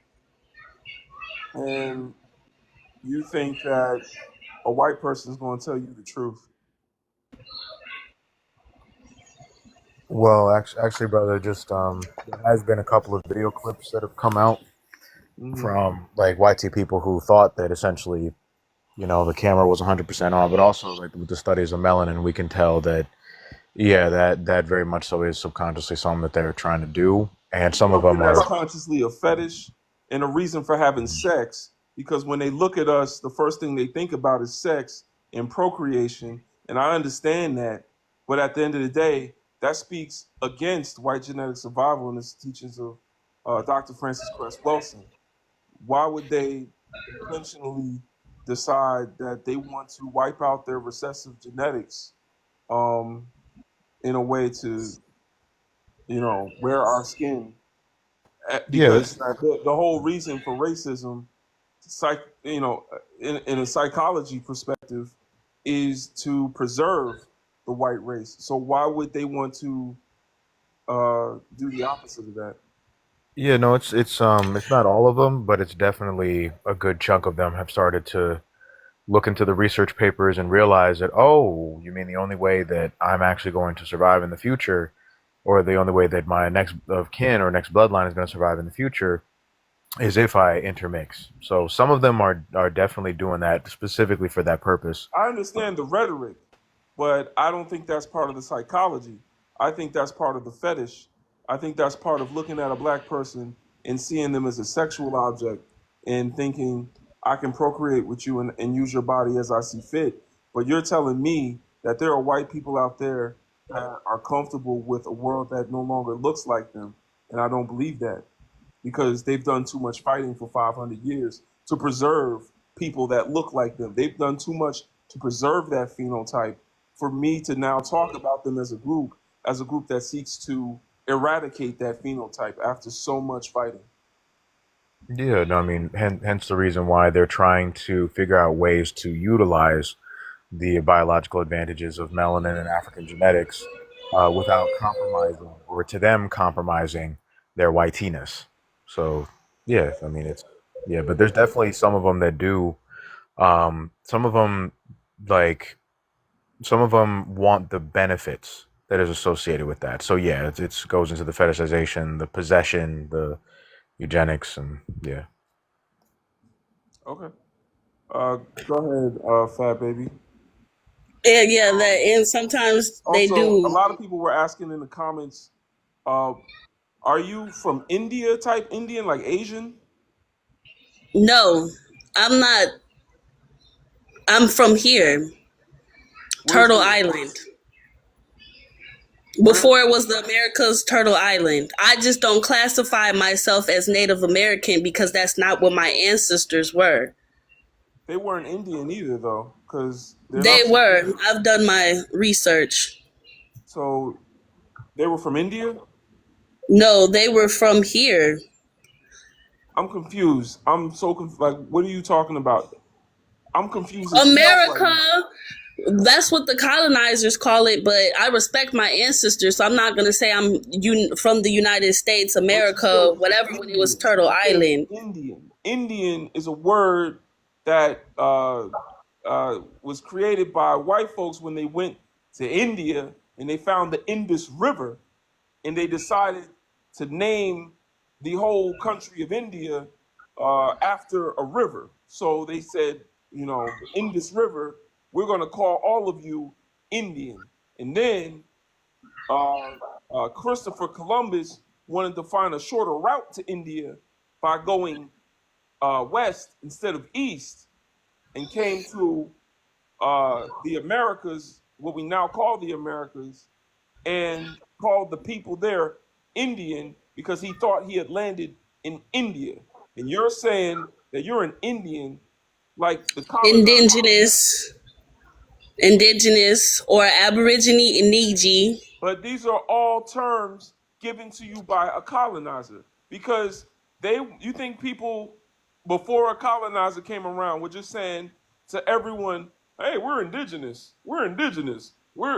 Before there is someone foreign introduced to a people group, nobody's sitting around distinguishing who was born here and who wasn't born here. Everyone wasn't thinking about that until someone foreign, a colonizer, came and said, y'all was born here. Y'all are indigenous. I am not.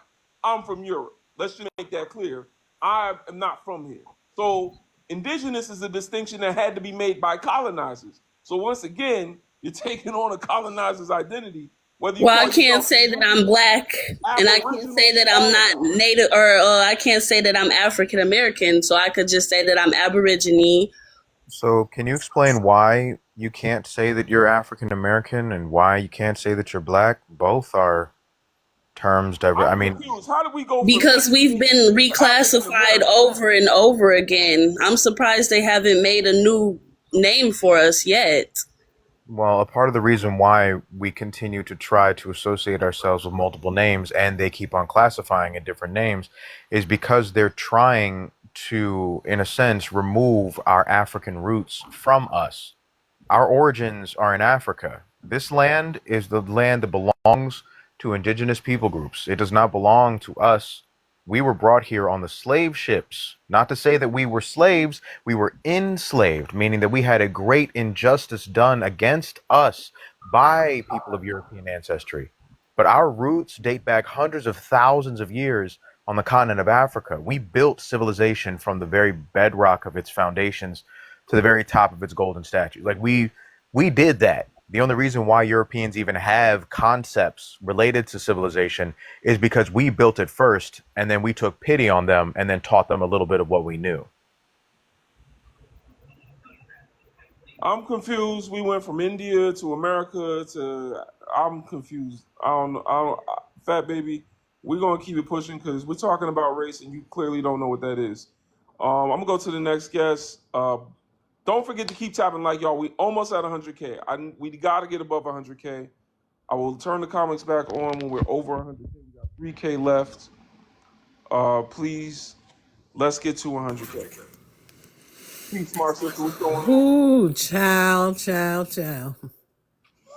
Even the word Aborigine, don't you know that means abhor originals? Aborigines, when they call us that in Australia, abhor originals. Okay, so get the terminology right. Lord Jesus, everybody want to be everything but black. Lord, I don't get it. I'll never get it. I don't understand. Like I said, go take a DNA test when you get through. They talk all that shit, and I bet you every last one of them, the pretendians, go take a DNA test, and they're going to be between 75 and 95% black. Sub-Saharan African. So, okay. Let's get on another topic. So what's the topic? You know I can't see, son. What we talking about interracial couples? Yes, we are, and we're talking about ethical, as in a power dynamic between, in interracial relationships. So the power dynamic, Dr. Nelly Fuller, Francis Cress Welsing, prisoners of war between guards in that prison. You know what I'm saying? So that's what we're talking about when we talk about ethical. We're saying our interracial relationships between black and white people ethical, and can you be pro-black with a non-black spouse? Hell no, you can't be pro-black and marry YT or anybody else. And I think I heard you say Luke Cage. Yeah, he got a married white woman, and the other brother too got a white woman. The other superhero TV show, the guy with all electricity. You know, what was his name? Whatever that was. Yeah, he married to a white woman too. I thought it was so hilarious when I saw it. I'm like, now here y'all supposed to be black male superheroes, and both of Black y'all Lightning, got that's the white one. women. Yeah. Mm, You know, Omari Hardwick, Ghost, he got one too. mm.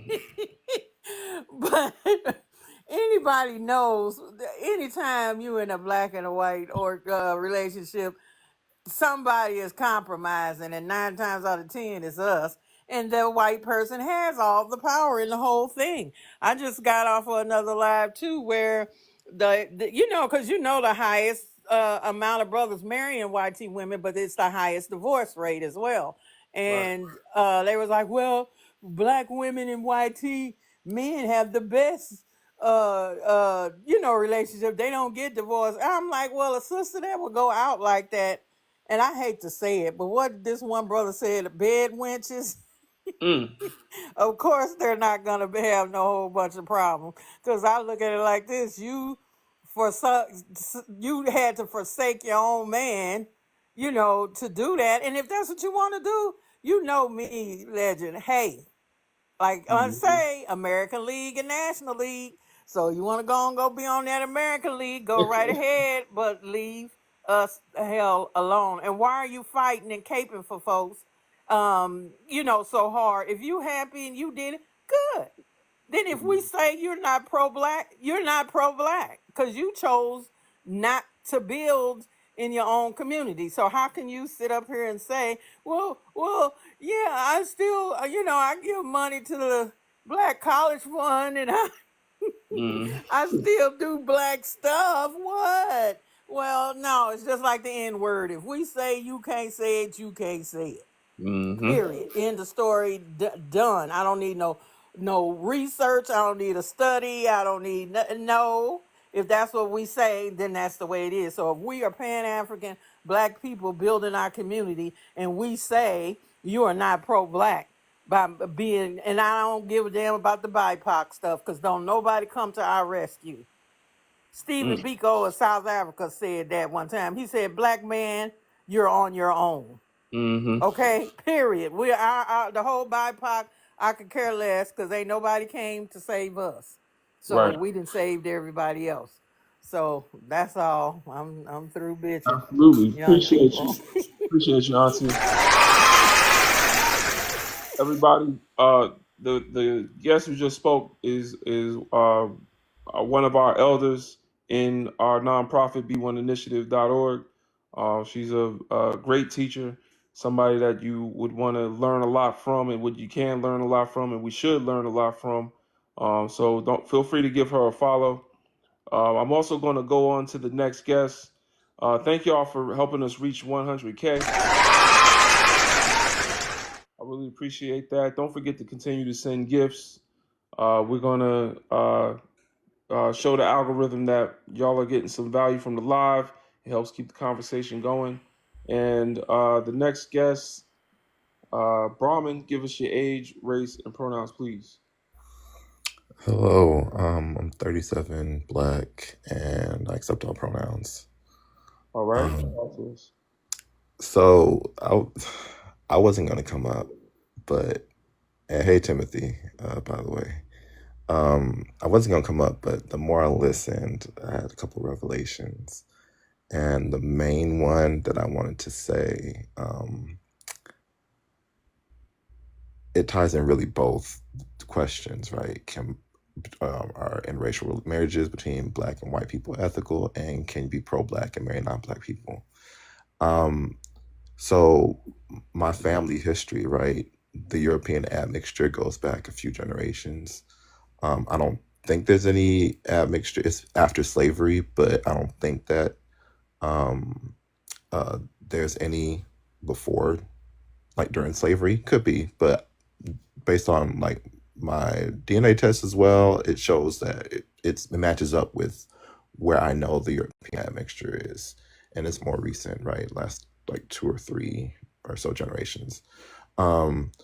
And so I thought about these questions in terms of those relationships, right? My great grandmother on my mom's side married a Scottish man in Jamaica, right?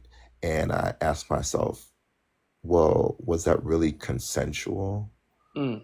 Like, could that be consensual given the power dynamics of the time, not just between men and women, but especially between Black people and YT men and Black women, right? And like a Black woman refusing the advances of a YT man could mean the end of her life, right? Mm-hmm. And so, and the same with my great great grandmother, I think. Yeah, on my dad's side.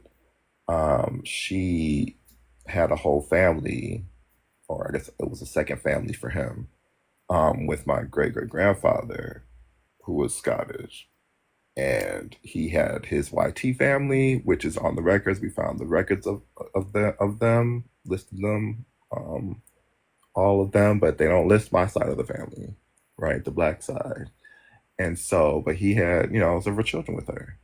But again, it's like, how consensual could that be given the power dynamics of the time? But what you said, a couple things that just I knew, but I didn't connect the dots or put it in the same perspective as you put it. Like the fact that we still have these power dynamics today. It's not as drastic as, or as blatant, or disparate, I guess maybe the word, Overt. as back then. Institutional, yeah. Right.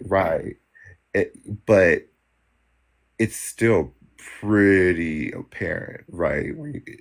And I just never, but because of our conditioning, because we're colonized, and I'm a child of like the 90s, like born in the 80s, raised in the 90s.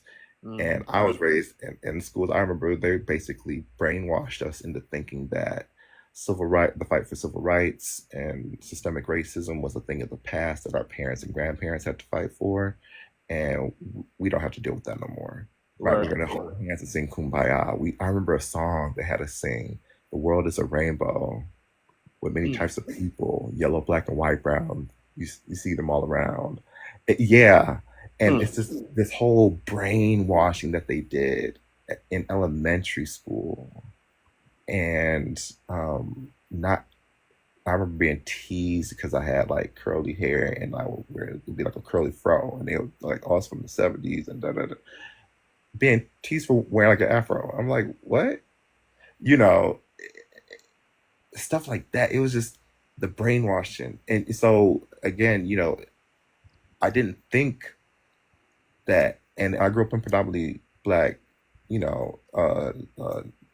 areas or whatever, cities or whatever. And so I had white teachers, but it was majority Black, everything else, all the students in the neighborhoods and everything. So I didn't get it, right, until I left and went to college and went to a PWI. And then I was like, oh.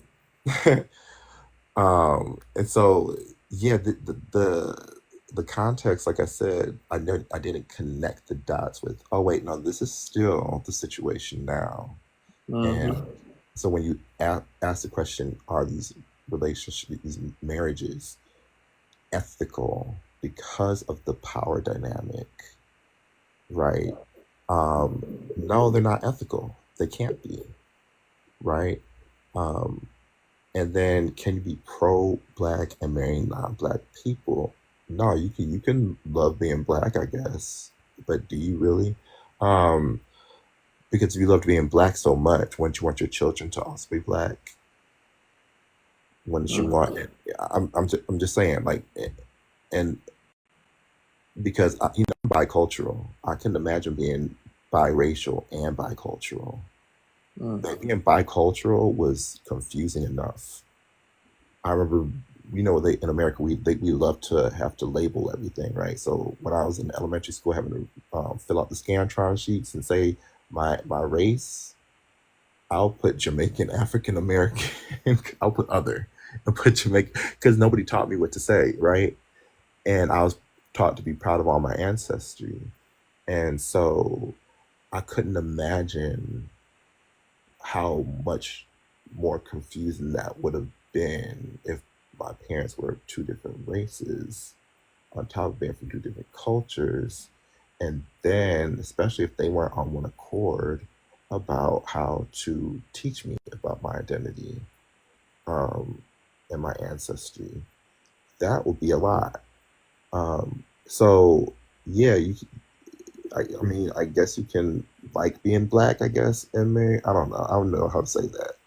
I guess you can not hate being black and marry a non-black person, but being that's not the same as being pro-black. I forgot who it was. Was it Wes, or I forgot the guy that came up here and said it. Like people, we don't really know what it's. Or was it lyrical? I don't know, but we don't actually know what it means to be pro-black. Yeah, Right? I was raised Pan-African, and so if you are pro-black, you choose black in everything, right? And you understand the repercussions of not choosing someone that is black, that's African, as your partner. So I don't know how else to say that. Like, and that's like, because I've met, and I'm less critical of black women that choose non-black partners, only because I know the numbers, but I also know like black women overwhelmingly choose black men much more often than black men choose black women. So I'm much less critical. Not saying I'm giving them a complete pass, but I'm much less critical of them when they do end up, because it's not like it's the first thing they do, right? That's just not You're what so happens. critical, but It's the I hear same you. dynamic, though. Yeah. I'm Yeah, not less critical. oh yeah. You know, hell no. You, Now, regardless. if they're over here, well, I'll also say this, women typically are the ones that pass on the culture in the family. True. And so the biracial children of black women is a total different situation as from the biracial children of white women, For the most part, but you for got the most lost part. sisters out there that ain't passing Oh on shit black yes. either. Oh yes. Oh yes, definitely. So it's the same thing, sweetheart. Oh, It I'm not is saying what it's it completely is. different. I'm not saying this. I'm just saying, like I said, I'm less critical. I'm completely uncritical, whatever. I'm less critical because the what's going on mentally for a lot of black women that do that is their choices. Some of them it's not because it's an inferiority complex going on. It's literally they may not have they don't have as many black women don't have as many options. The black men, like black women outnumber black men for one. Wait, say that again. I'm having a problem following you. What did Yeah, you say? Auntie, you got an echo. Okay, Can you let mute me while you talk? let me get this. All Why right. did it go on mute me, dude? I got you, Auntie. All right, go ahead, Brahman. And it goes back to what I mentioned about the numbers. Like black women outnumber black men, for one, and black women more often choose black men over going outside of the race. So like that's what those reasons why I say I'm less critical of black women that finally end up choosing, because a lot of times they're not exclusively dating white men, whereas you'll find a lot more black men that date interracially, they exclusively date white women or date non-black women, and it's often tied to this inferiority complex and this hatred of themselves, and of their blackness. Can you hear me?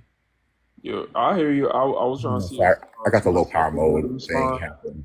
No, I got the low power mode message on my phone, and it Oh, like okay. Yeah, stopped my record. we The thing heard you. When recording. it comes to the Yeah. sisters, we got to think of interracial relationships as putting yourself in danger. The same way, Mhm. getting pulled over by the police puts you in danger. So whether they exclusively enjoy being in danger or not, it's still something that we would, you know, it's not about us looking down on it, but out of concern for our own people, is something that we would still warn them against. You know what I'm saying? Oh And yeah, definitely. you know, I would also just rephrase kind of what you were saying, because black men do choose black women more than anyone else. Any other people group, like no one else chooses to or marries black women more than black men do. However, black men choose to marry outside their race more than black women do. Right. Sorry if I At the said end that of the wrong. day, we do choose them more than anyone else, and we choose them more than we choose anyone else. You know what I'm saying? So Right, right, and that goes. I mean, across the board, right? Most people marry and date within their own race and culture.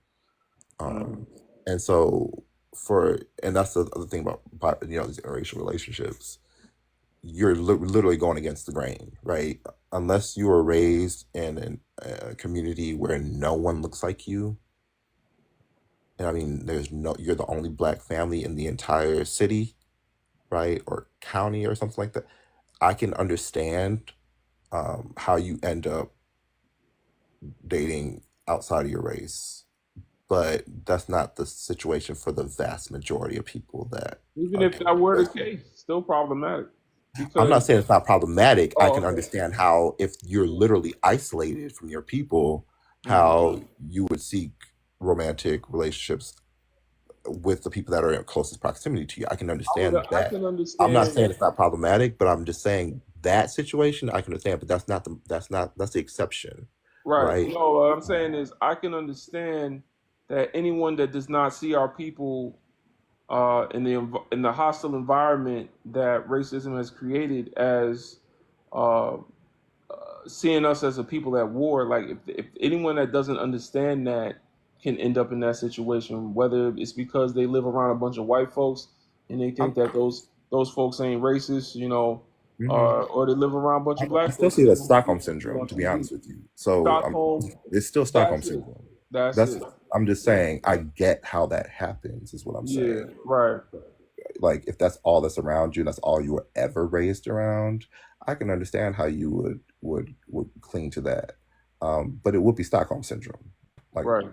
let's be for real. And then who- Um, and then who do you look at as the aggressor when someone has Stockholm syndrome? and then is that ethical, right? Is that truly consensual, Right.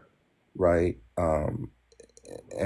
And there was something else you said, I forgot. I meant to, because there's something you said later on that really like connected something for me, and I was like, dang, I never made that connection before. I can't remember right now, Mhm. but no, but I appreciate you making me think and making me connect dots. That was like I knew it, but didn't it I didn't really put it in full context and think of it that way. Yeah. And So, so, like you also said, what I was going to mention is that oh yeah. you were talking about how not being within close proximity to our own people, and that and I reference this book all the time, so my mutuals know what I'm about to say. But I'm sorry, not but Dr. Jordu, but Dr. Rita Walker, she authored the book Unapologetic Guide to Black Mental Health, and she talked about how being separated from our community is kind of gives us more of a likelihood of not having an understanding or an appreciation of our community.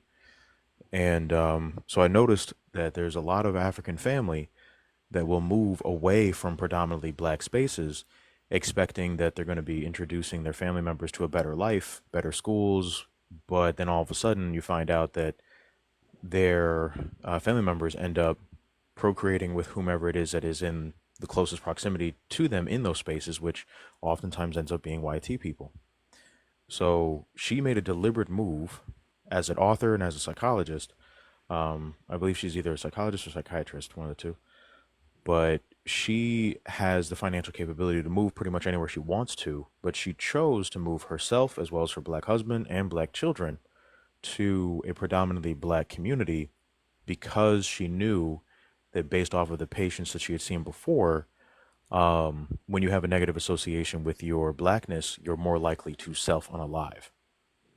So, yeah, it's Ooh, you know what you just African family. listen. So, You just oh, brought up some things for me right now, Timothy. So one thing, real quick. Now I'm gonna drop into this, but um, so one of my best friends from undergrad was in that situation. Her parents are Nigerian, and she was raised in like the whitest suburb, okay, and really rich white suburb, right? They had money, and they were the only black family in town. To where when she went to school, went to middle school, high school, whatever, the teachers knew exactly who she was because they taught her siblings, right?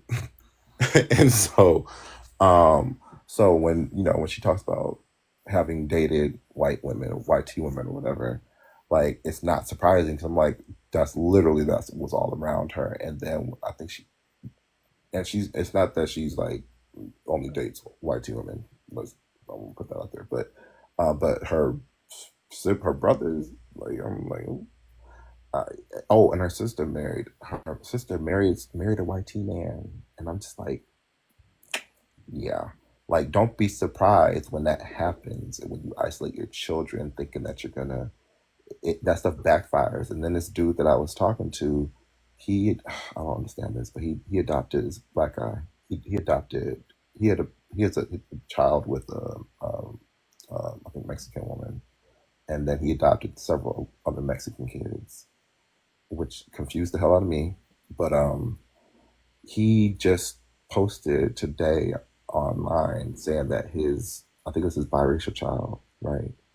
Um, he moved out of the city where it was more diverse and moved out into like further out in this, like it's the suburbs or whatever, where it's predominantly white, thinking that he was going to give his kids a better life and give them a lot more land to live on like he grew up with. His daughter came home today talking about um, she's a YT person, and he was like, "What the fuck what did I do wrong?" Right? No part of her is YT, and so like neither one of her parents is white.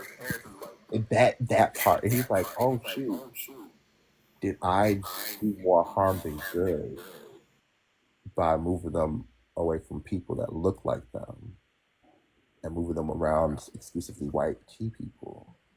see, that's the part where like people don't realize, but yo, community and being around other black people as a black person is critical Yeah. in acknowledging your Africanity and Mhm. having a positive association with what it means to be black. It is critical. So, African family, I need y'all to stop trying to move to these ridiculous ass neighborhoods. Like, y'all gotta be tapping into staying around black people. I don't care what the dynamics are. If you need to move to a different black neighborhood, then okay, move to a different black neighborhood. But you better be making sure that that neighborhood is black still. Like you Telling got you. to pay attention to that because if you don't pay attention to it, you will literally be setting up your children for failure. And I even know that because even through my own what's crazy is that I was talking with my mom about this because we were like looking at family photos and we were looking at just how much um, one side of the family divested versus the other, and it turns out that the family that was the most likely to divest were the ones that were like far away, um, the ones that were moved to predominantly not black communities. And also come to find out, they were supposedly the most well-to-do part of the family, but come to find out, they're also the most likely to not have any racial loyalty.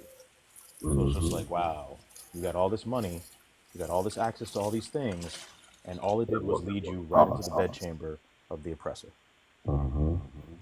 And like I said, dude chose to have, chose someone outside of his race to have a child with.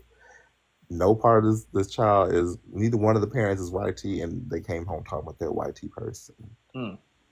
So you see what I'm saying? Like, and and he raises this child with his black ass family. Okay.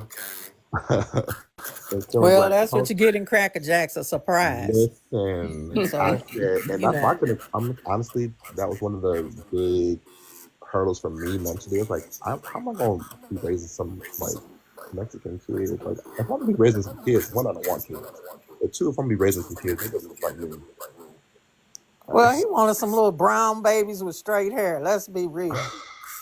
That's all that shit is. I get Listen, so. Why we go around the barn 5 times, I don't know. That's exactly what it is. And if you got a white personality and brain and thought process and everything else, your kid's gonna pick up on it.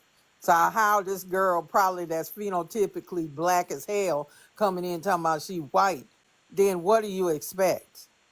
Because I don't care where you live. If you've been brought up to be black, you black. You will go seek out and find your people. If you got to go drive 50 miles to go to the next town over to find some black folks to hang with and to deal with and to vibe with, you'll do that. I don't give a damn where you live at. You know what I'm saying? If you got that black state of mind. But if you just want to be like, oh, well, kumbaya, oh, let's just all get along, then you get what you get. Like I said, that's what you get in Cracker Jacks. it just that Never just blew me fails. away. She chose something that isn't even part of her family. She That did what? she chose her mama Mexican, her daddy is black, and she came home said she was YT. So she That wasn't what even blew me Mexican. away because she's out here around all these YT kids now, Well, of and so course. and so But like they didn't instill the right thing in her, because I don't care who she around, she would know she was black. come on. So come on now. I don't give people no damn air. None. I don't want to hear it. And you ain't got no business doing that shit. And if you did, and she coming home saying she white, why are you surprised?